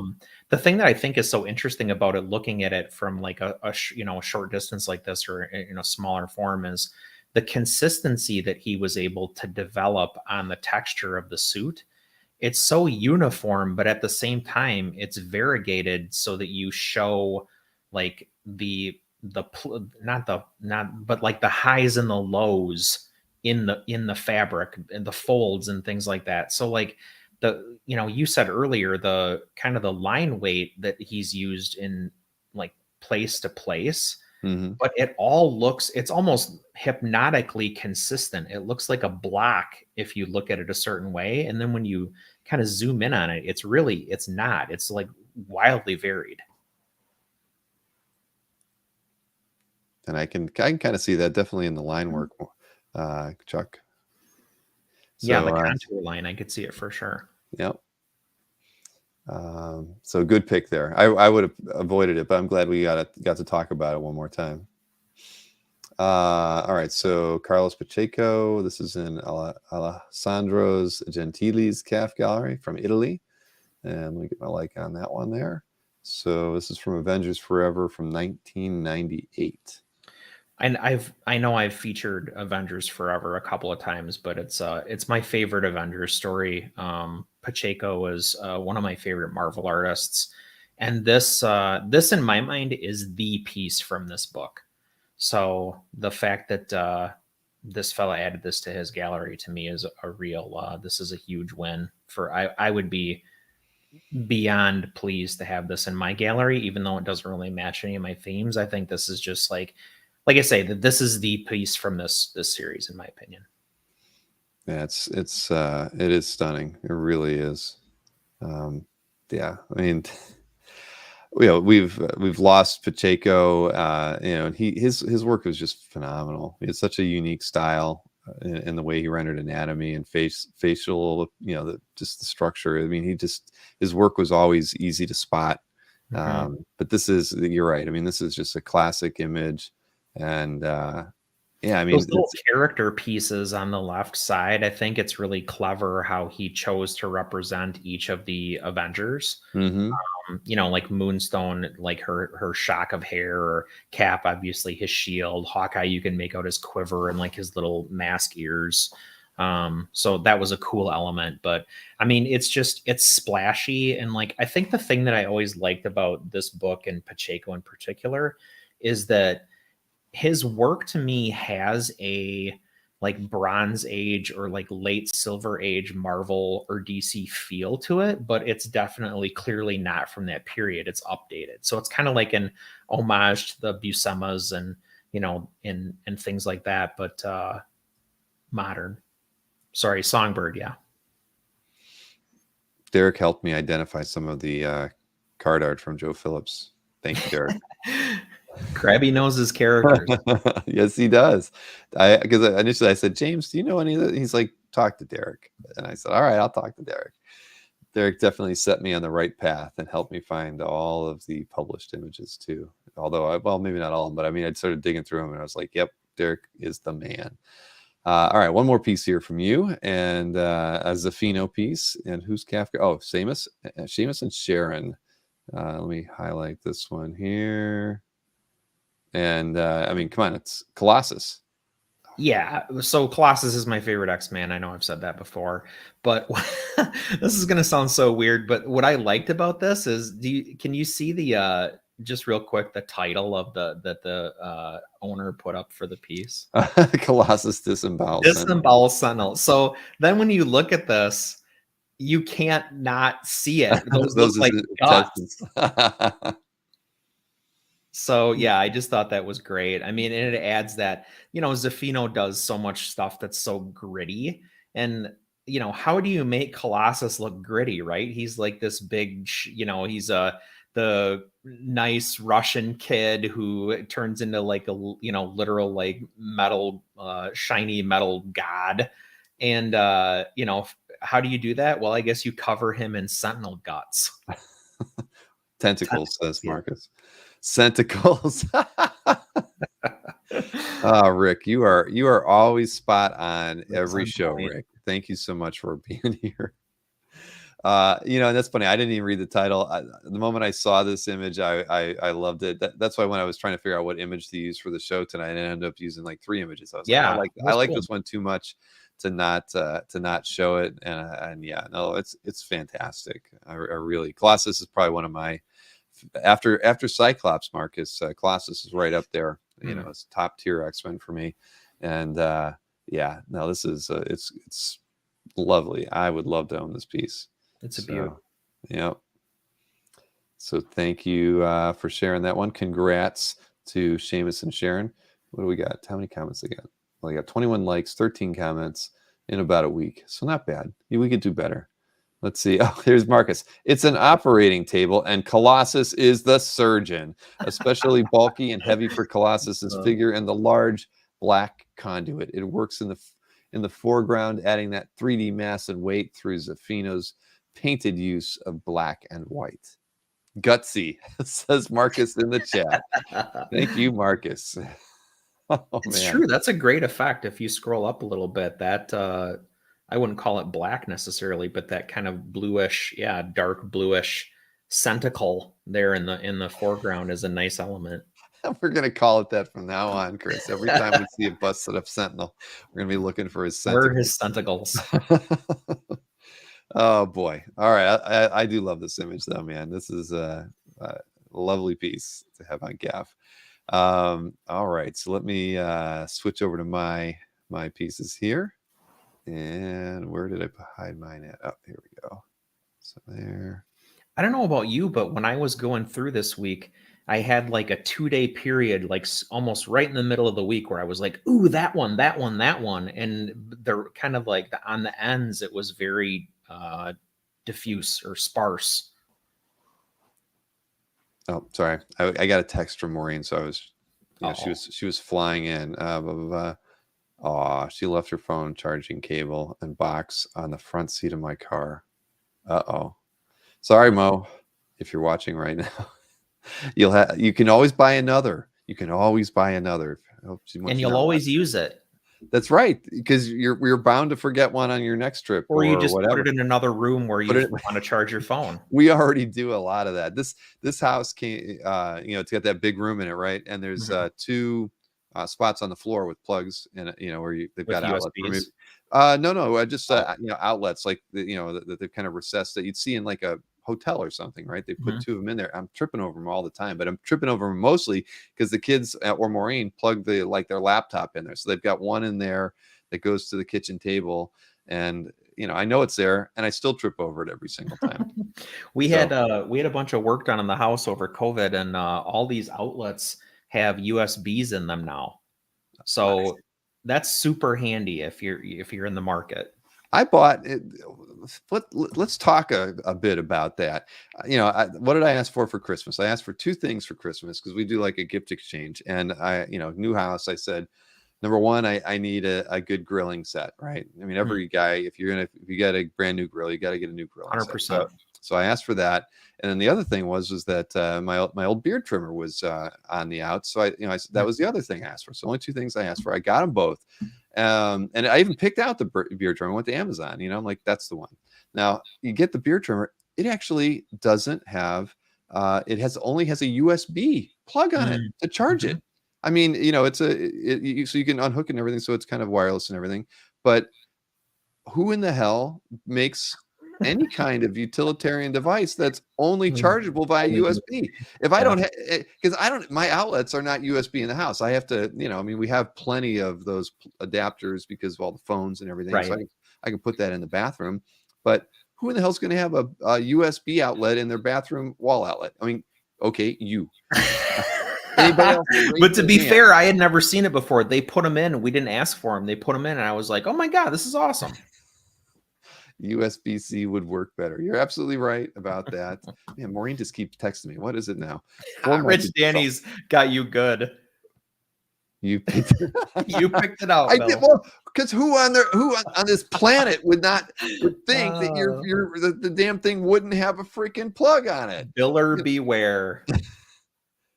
Oh man, she's asking me questions about what's near the kitchen sink. Hang on one second. Let me talk to text. Yep, no problem. Give me 20 minutes. I'm in the middle of a show. Everybody wants to know my 10 picks. She's like, you're always in the middle of a show, Bill. Oh boy. Yeah. So now I have to go quicker than usual, but seriously, I mean, why? I mean, that just, luck. I just couldn't believe it. I was ask yourself if they sell an adapter. I'm looking around. The answer is yes. You know why they did it. I'm digging through the box. I figure there's got to be another power cord in here. Nope. It's only $10 more. It's crazy. All right. Enough of that. All right. I'll keep my mouth shut so you can go fast. Yes. So here we go. And speaking of Marcus, so Marcus posted this piece. We know how much he is a fan of Cyclops or any embarrassing moment that Cyclops could ever have. And here is the Beast and Scott's main squeeze getting ready to make out, and he had a lovely Valentine's Day riff going on here. I won't read it all. I won't read any of it for you. You just, my thighs are so tight. I mean, he's got it all there. You don't need to know. But I mean, it's Stuart Immonen. Always loved his work. Always loved the line work. I think the inking on this thing is fantastic. It's so gorgeous. Let's just zoom in on it so you can get a good look at that. What a moment. Is this Immonen all, or is this Immonen Von Grawbadger? Well, it didn't. I thought maybe it might have been inked by somebody else. If you scroll up, it'll be signed at the top, I think. Oh, really? Here, I'm sorry. I closed it. I think it must be all Immonen. Very cool. So yeah, I loved it for the line work, and the humor is just a bonus. But I love that because the cross hatching is so delicate but well thought out. I mean, he's not, he's I don't even need to say it. I mean, just the way that arm is drawn is so awesome. I mean, just light feathered cross hatching. Gorgeous. And you don't see that much, really. No, but it doesn't need it. I mean, even on the faces here, he's just doing a really wonderful job. So nice piece here, Marcus. All Immonen is what Marcus says. So Awesome. I'm a handsome beast fan. I like human beast. That's my beast. Brad says, not only do they not give you a wall adapter, the damn USB cords are way too short. I went on Amazon and we bought they're like 9-foot USB cords. We can walk like halfway across the living room with our phones plugged in. Oh man. But all right, enough of that one. But yes, gorgeous piece. Congrats, Marcus. I love it. Too bad you couldn't add some other artwork the other night into your calf as well. My next piece in the collection of Duke Fleed, aka #1 Guru fan. This is a Mike McCone, and this is a Punisher 13 cover, Frankencastle. I mean, I just like the perspective on the piece. Not something I would normally expect out of McCone, I guess. But what's that? Bricks. Yeah, well, there you go. I honestly wasn't even thinking about the bricks, but love the perspective. Love this Frank Castle. I just thought it was fun. I thought there were a few different, with the different inking techniques going in here. I love this little noodling that's going on this round object down there. I mean, and then the cross hatching here, the heavy blacks on Frank. I just thought, I just liked the piece. I mean, it's not like when I looked at it, I thought, oh, this is my favorite piece of art this week. But from a technical perspective, is the way it was rendered, and then just throwing in the crazy perspective, I just really liked it a lot. Rendered's a great word, I think, because if I was going to try to say what I think is cool about this, it would be the fact that, to me, every element in this piece is like slightly different from each other element in the piece. And it's done through the rendering. It's done through like which technique he chose to like ink it with. And it's done how, wow. I didn't pick up on that at first. That was what got me, because you're right. I mean, you can see it here, like the way the bricks, that's like a Gerhard feathery kind of drawing thing, for that. And then you look at whatever these tubes are that are suspended up there, they're drawn with a different inking technique to do the shading. Then these things are clearly figure's got its own thing going on. Yep, and these are probably lit up, I assume, so that's why they're so delicately rendered. And then just down in here on this machinery, I mean, that's the best part, in my opinion, is that crazy robot. That arm, that robot arm is just, I mean, it's really, really nice. Cool. So congrats. Well, Duke has a great eye. He does. He really does. I mean, this piece stood out to me for that reason. This one, I mean, Steve Leialoha as an inker. I mean, well, I love anything he does, but this is from Warlock. This is Starland Pencils, Leialoha's inks. I mean, I love their work together. I mean, I know it's I don't know. You can't look at it and say it's like, oh, it's just it's the most fantastic inking I've ever seen. But when I look at it, there's a bit of nostalgia there for me. But I just love these two together, and for me, it really is Leialoha. I mean, I just love the way he the way he handles his inks on this stuff, and it's a fun page. The panel layout, really nice. Those opposing skinny panels with their faces, that's genius. Yeah, I mean, I love this page. I'd love to own this page. Everybody remembers I have that one photo of me sitting in the chair reading a Warlock comic book. It could have been this one for all I know. It's probably 11 or 13. I can't remember which, but I was just, I don't know. There was something about that Warlock character that I really appreciated, and so yeah, this is an awesome piece. I love seeing it on CAF. I gotta get my like on it here. And Tony S.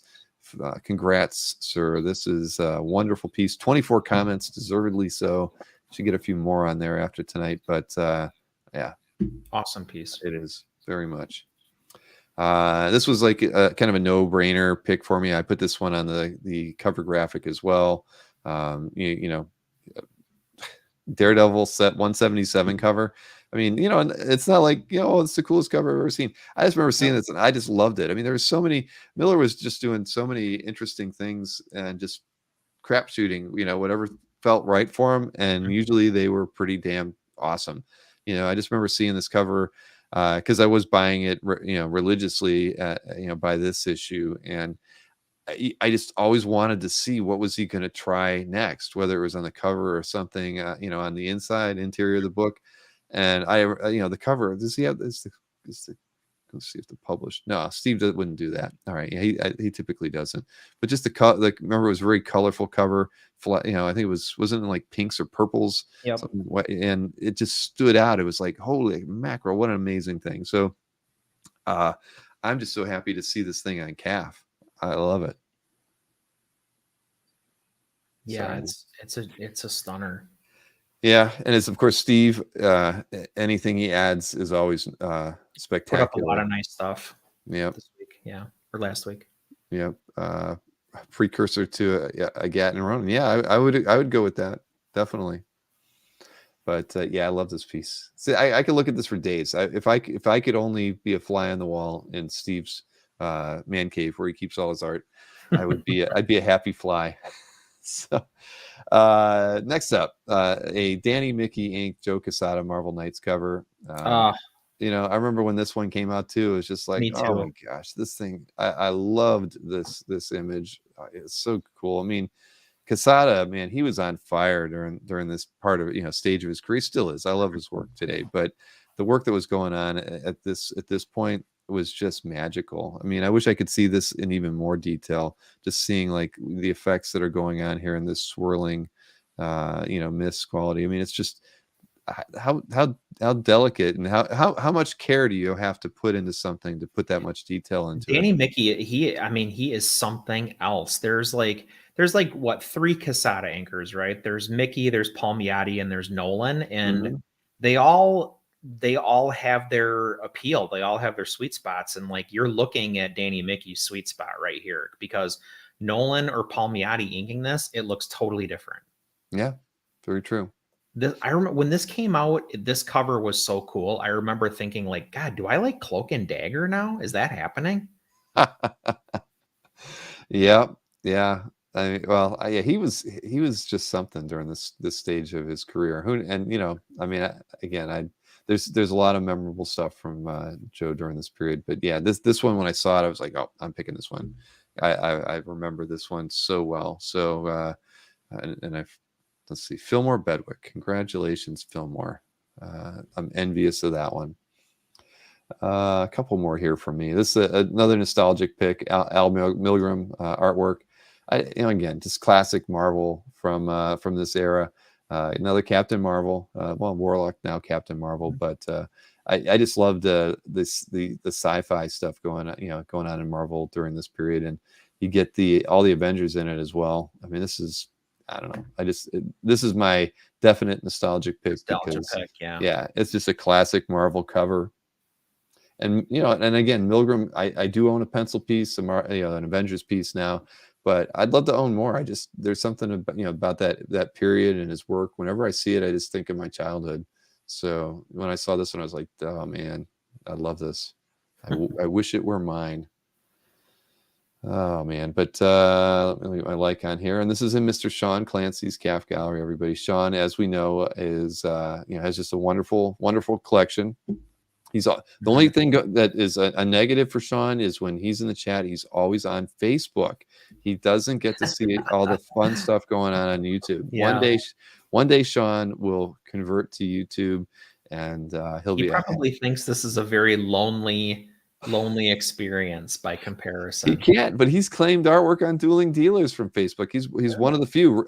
Ray Cuthbert is another one who sticks on Facebook and has claimed art and interacts in the chat with us from there. But yeah, Chuck, we're not gonna talk about Iron Man, Chuck. I know Iron Man's got something funny going on there. I don't know. He's frowning too. He's not happy. He's definitely not happy in that image. And the fact that he had to sculpt the armor to look like that is. All right, let me go back over. So there he is. Okay. he just got gut punched or gut chopped or something. He's not well. If you got hit by somebody that big, Chuck, what would you look like? And you were dressed in an Iron Man outfit. So, all right, next one here. A piece by Frank Tarrin, somebody whose name I wasn't too familiar with either, but so I had to do a little searching on it. But this is what was this? Sabretooth Back to Nature cover by Frank Tarrin. Let me get my like on this one. And whose calf gallery was this? Oh, FM's. Okay. So wasn't familiar with the image and I wasn't familiar with the artist, but let me click on it and show you. I just love the amount of this. You could almost say it's almost overworked, but it's overworked to the point that it still feels just right. I mean, I love the fact that it looks like there's a lot of struggling going on in the imagery, and it probably isn't. I mean, I imagine when Frank was working on this, he was probably he was getting exactly what he wanted, this visceral feeling, artwork. But like the way this face is drawn, out using really the paint and the white here. Yeah. I think it's really unique. And then he goes back in it and he's scratching in these black, lines for some extra texture. I mean, just everything on here, even the figure of Sabretooth, just, drawing these wavy lines. Everything about it. I mean, it's a little awkward, weird with this. I don't know if there was a paste up or something here at some point. Maybe something fell off, right? Let's see, because I think he had let me see, didn't he have the published version? I like that face though. Yeah, so is that different? A little different. Hard to tell with the color. Yeah. I can't. Yeah, but either way, I mean, what's it matter to us? At the end of the day, whether it's white or it's yellow, it's still. I mean, it too is really well done. So, or different. I mean, it's just. I love it. I love the fact that it's gritty. It's like like maybe when you look at Bisley sometimes, and sometimes Bisley's clean, sometimes he's kind of messy, gritty, dirty, and that's what I feel from this one. But it works really well. I see. I mean, I see influences in it for sure. I mean, Rich commented it's got like a Sienkiewicz feel to it. I was thinking initially, I was thinking kind of like Tommy Lee Edwards a little bit, not nearly so graphic. To your point, Bill, it is much more like kind of wild, like visceral looking than maybe Tommy Lee Edwards. But the composition, I think, is sure. I mean, it's just like he's just like, what is he doing here? He's doing all this weird cross hatching and scribbling. Yeah, he is just trying to. I mean, he's really thinking about it as a piece of art, I think, and he's just working at it until he gets where he's happy. And I mean, I like where he stopped. I think that I just really, really appreciate it a lot. And I don't think there's a lot of art because again, it was a name. I was like, Frank Tarrin. Have I seen a lot of artwork on the site by Frank Tarrin? No, and there's 128 pieces. Not a lot of covers, obviously. No, so. I mean, let me see. I'll just click on it. Nice whatever. Piece. Small here, but yeah. I mean, even this. I mean, this is a really, really beautiful piece. The composition on this whole page. Definitely. Yeah. What the heck is that from? That's a Batman page. I even like a Batman page. Everybody, look at that. I mean, look at this. Is a really nice page. I mean, look at the way the top three panels, kind of, are creating this. Shape. I mean, it's really the composition. Yeah, there's that like unified element kind of on the middle left that goes the whole length of the. I love it. All right, so Frank Tarrin. I don't know anything about them. I'm going to have to do a little research. Now this one, this is an artist named Dan Quintana. Don't know anything about Dan Quintana, but I was thinking about Infected by Art, and then I saw this piece, and I thought, I'm gonna go ahead and pick it as my kind of off the wall, out there, kind of painted illustration piece. It really is. And I don't know anything about them, but there are quite a few pieces on CAF, and the artist is really, really talented. I mean, I love. This isn't digital. I don't know. I mean, here I should show you the other pieces by them too. But this is oil. Let's see. What did Ryan say? Ryan said, really happy to finally add a piece by the amazing Dan Quintana. This is commissioned work that he created for a fellow collector and CAF member T. Dixon around 2015. Thanks for letting it go, Troy. So it's 15 by 17. The fact that this is oil kind of like takes it to another level in my opinion. Yeah, no, agreed. I mean, and I'll just do a quick search so you can see some of the other pieces from him. But I mean, wow, I really like this piece a lot. And then I looked at the other. Love the cross section, the shoulder. Sorry, there we go. Yeah, right there, isn't it? Yeah, it's like I have no idea. We said it's commission. Who knows? What kind of went into it thought wise, but yeah, a very very lovely, interesting piece. Now, if I look at Dan Quintana on here in a search, where were the other? There were some other paintings. So here we go. Like, so I know I've seen their work before, and whether I've seen it on CAF or not. But yeah, I mean, look at this. I mean, Spooky. it is really, really nice. I mean, now I'm looking. That's kind of a creepy. What is going on in there? That's very But creepy. but yeah, I mean, whoever Dan Quintana is, I love their work, and I don't quite know why I didn't know, or I don't recognize the name right away. I mean, this is cool, right? Wow, yeah. Who owns this one? The 3 styles on one GC. piece. That's very cool. Yeah. Ooh. So yeah, I so would very buy that interesting right art. now. Is this for sale? Is it? I don't know. It's blank. I guess that's you never know moment. But yeah, I mean, look at that. It's gorgeous. I mean, this guy is really talented, and it's funny. I've never seen him in. I don't. Yeah, he doesn't exhibit at IX, that's for sure, and I've never seen him in anything in IBA. But very, very great artist. So I'm going to that page right now, Bill. Dan Quintana, everyone. Infected by art worthy, says Rick Welch. Yes, absolutely. 2 more here. So next up, this was Mikhail's piece. I used it for the show graphic. Put my like on there. Martin Simmons. This is a cover to New Mutants, and I just liked it because of its graphic quality. I mean, I thought you think back to like the collage feel of some early Sienkiewicz period stuff, but I just thought this was really fun as just an overall shape, image, color scheme. It just, well, I hate when I have to keep scrolling back and forth like that, but I just thought it was cool. I mean, and I guess I don't remember seeing it as a published cover image, but it doesn't matter. I mean, I just thought this was a great image. The color scheme was really nice. Super clever. Yeah, I love the fact that this is going on like in the Shadow King's skull. Like, Exactly. That's a great idea. Let me go back on there, but yeah, I mean, look at that. Yeah, I love this piece a great deal, and it is characters read. You know what I mean? The characters read at that scale. You know that those are like apes that are attacking from the right, like, and all they are is white shapes. That takes skill. And you can see that he's got some tape work. So there's some mixed media fun things going on in this piece too. And again, it is very graphic, even though it's painted. I mean, this outline around, the white layer around the character showing the nose twice. I mean, there's a lot of interesting graphic design elements out of this painted piece that really, really made it very unique. I think Martin Simmons would probably be one of the first people to say that he was influenced by Sienkiewicz. But what I think is so interesting about this is like New Mutants as a concept is so like inexorably linked to Sienkiewicz that you're almost like, this is almost expected, right? Like this type of treatment for a New Mutants cover or a New Mutants book, or the look and feel of it. But he still knocks it out of the park. Like, even though it's like, okay, yeah, it's like kind of a Sienkiewicz pastiche, but it doesn't matter. This is awesome. Mm-hmm. Oh, well said. All right. Well, congrats, Mikhail, on that one. It is a wonderful pickup and a gorgeous piece to have in your CAF gallery. I've got just one more piece, a Declan Shalvey Venom 40 cover. Like on there, and I forget whose CAF this was in. Oh, Andy Wurst. Usually goes for kind of the Spider Pig kind of thing, but this piece, I just really liked a couple things on this. I liked a bit of the perspective on the piece. I love the buildings in the background, kind of forcing them up, but again, they're kind of over us. They're jumping above us, and so I just really liked the play on the perspective on the characters to the background.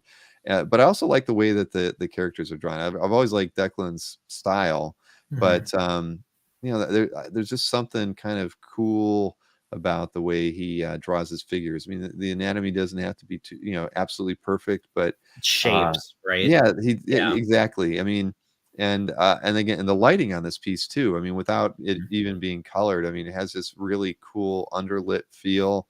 So I feel like the characters are really coming over the top of you, and so composition fantastic. I mean, this is just a really well done piece of art, and Yeah, Declan stuff. I know everybody, a lot of people are really turning on Declan stuff for a long time. I mean, he deserves it. I think he's really a fantastic artist. Yeah, I think the Venom costume lends itself to this so well too, right? Like you can just it's going to be a kind of a positive negative affair no matter how you illustrate it, just because of the nature of the costume, but he doesn't shy away from it, right? No, not at all. It's got kind of a Dave Johnson feel to it. Yeah, definitely. Yeah, I mean, the more I look at it, the lighting on this is really, really, you see like the way the underside of the boot. I mean, this is really cool. I don't even want to know what the color version of this thing looks like. So I'm not even gonna look. But I love it. I love it. I absolutely love this piece. The more I'm looking at it, the more I like it. Very cool. Yeah. All right. Well, that's a good way to end the show, or end our picks tonight. So well, I think we did well. 20 really interesting picks. We got a few in there that both of us weren't very familiar with. That's always a good thing. Absolutely. Some people some new gallery owners, I think. Exactly. And now Dan Quintana. I have to remember that name. It's in my I'm gonna do a little research myself too. Yep. I'm really curious, I mean, it's funny because some of his imagery looks like I've seen it before, but maybe I never did. I didn't look close enough before. So very cool. As Nick Barucci just said, you can still hit that thumbs up, everybody, if you're watching later. We do appreciate all your support and in the chat, Nick. And as everybody knows, I sincerely appreciate that. And if you're new to the channel, we always have a few new people watching. Remember, you can subscribe to the channel so you get notifications, all that fun stuff. I'm never good about that, but please do. I mean, if you like talking about comic art, it's definitely one of the places on the interwebs to do that. And of course, Nick's channel tomorrow night, 7 to 8 p.m. is always another good place to hang out and learn about comic art and pick up a few nice pieces every once in a while. So, Chris, I was gonna, I actually tried to see if a few people might want to step in next week, and nobody could, because I know we usually like to do first Thursdays. Chris is going to be out in the middle of the month of March, and Kevin Sharp. Week of St. Patrick's Day, I'm in Germany. Oh, he's on St. Patrick's Day. Yeah, he's in Germany. Go figure. I want to Ireland, Germany. Yeah. I bet you're going to have a beer while you're there. I'll have beer for breakfast while I'm there, Bill. Let's be clear. There you go. Matt says Quintana is a gallery exhibiting LA artist. Cool. You know what's so funny about Pop Sequentialism commenting on this? I thought to myself, if I buy that, my place can look more like Matt Kennedy's place. Wait a minute. Was that people come to tour? I can wear a robe. I have to ask, Matt, is that a Quintana piece that was at the bottom of your stairs at your house? Because now I'm thinking of you know what I'm talking about, Chris? Do you remember the calf cribs? There was that like a square painting. I could see it. It had like 2 or 3 women in it. I can't remember how. I don't know. We'll see if Matt says yay or nay. But no, that was Christine Wu. Gabe Carino says Bill Warren short show. I'm sorry, Gabe. I mean. I trust me, guys. I do not mean to take up 3 hours of your time on Thursday. I never go into this thinking I want to be here past midnight. I want to see the Snorrick Continental. Oh man, if my wife would let me do a calf cribs like with a smoking jacket and a cigar, you're on, Marcus. You're on. Oh boy. Hey, well, she would have to film it. So my humidor is right there. Wow. It's off camera, but. Oh man, Chris. Well, I look forward to the next couple weeks of doing this. I'm sure you'll have to give us some kind of a report when you come back from Germany. I mean, maybe there'll be a gallery or something you stumble in. I will try. I'll try to find something besides beer to entertain myself over there. But I will say this: if all you can do is take a photograph at each of the bars you go to of a beer in front of you. And send, give them to me. We will make that a part of the cap update when you come back. I want to know where you went out to drink while you were there. Got it. Everybody can follow me on Untappd too. You can see every beer that I drink. I slavishly put them into my phone like a nerd. What is it? On Tap? Untappd. Untappd. UNTAPPD. Yeah. So it's a place for beer nerds to go and brag about the beers that they drink. All right. So I have to download it. For beer. How do I get to somehow follow you on Untappd? I will if you sign up, I will find you. I will invite you. Okay. All right. Well, I will do it. And if I Rob, don't get it, Rob Rush is on there. Tyler T is on there. Eric's on there. There's probably people in the chat that are on there that we don't even know about. well, shoot, we're gonna have to start another calf group, the Untapped Calf group. You can join us on. We have a little group going on Discord of beer drinkers. Dang. Yeah. George Hodge says there's a Jack the Radio beer. Hey, all right. Oh, I had no idea. Wow. And well, Pop Sequentialism says there's lots of great galleries in Essen. So I'm going to be in. I don't know where anything is in Germany. I'm in Mannheim, which is a place that we bombed flat during World War II, and then they built back up in the 50s. Well, Matt, if you can think of any galleries that you feel Chris should go to in Mannheim, please shoot him an email. Let him know, because we'd like to. He can be a roving reporter. He can take a few photos, a few videos. Mm-hmm. I'm going to follow him on Untapped. We all should. If you like beer like I do, get the Untapped app. Follow Chris Snork's adventures in Germany. You're on. I can't wait. All right. Well, does it have like a replay so you can go back and see like day by day the? It's feature rich. Okay. All right. All right. You are going to feel like the biggest alcoholic in the world after you join Untapped. Why didn't I think of an app like this? That sounds. Man, I love beer, and I love documenting my beer. So where have I been? Where's this app been all my life? There you go.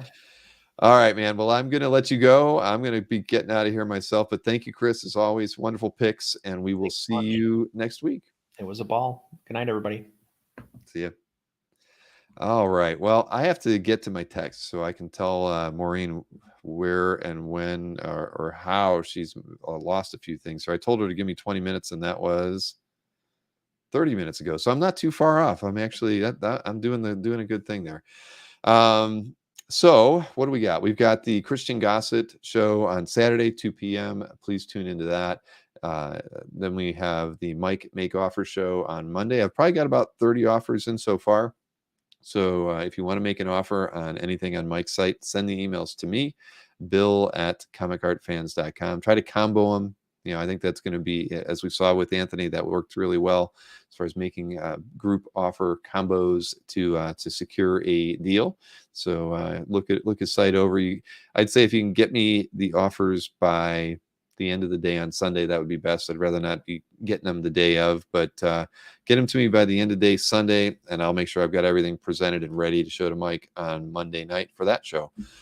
So if I don't see you on Saturday, have a wonderful weekend, and enjoy it. And I will be probably seeing you sometime next week. Have a great night, everybody.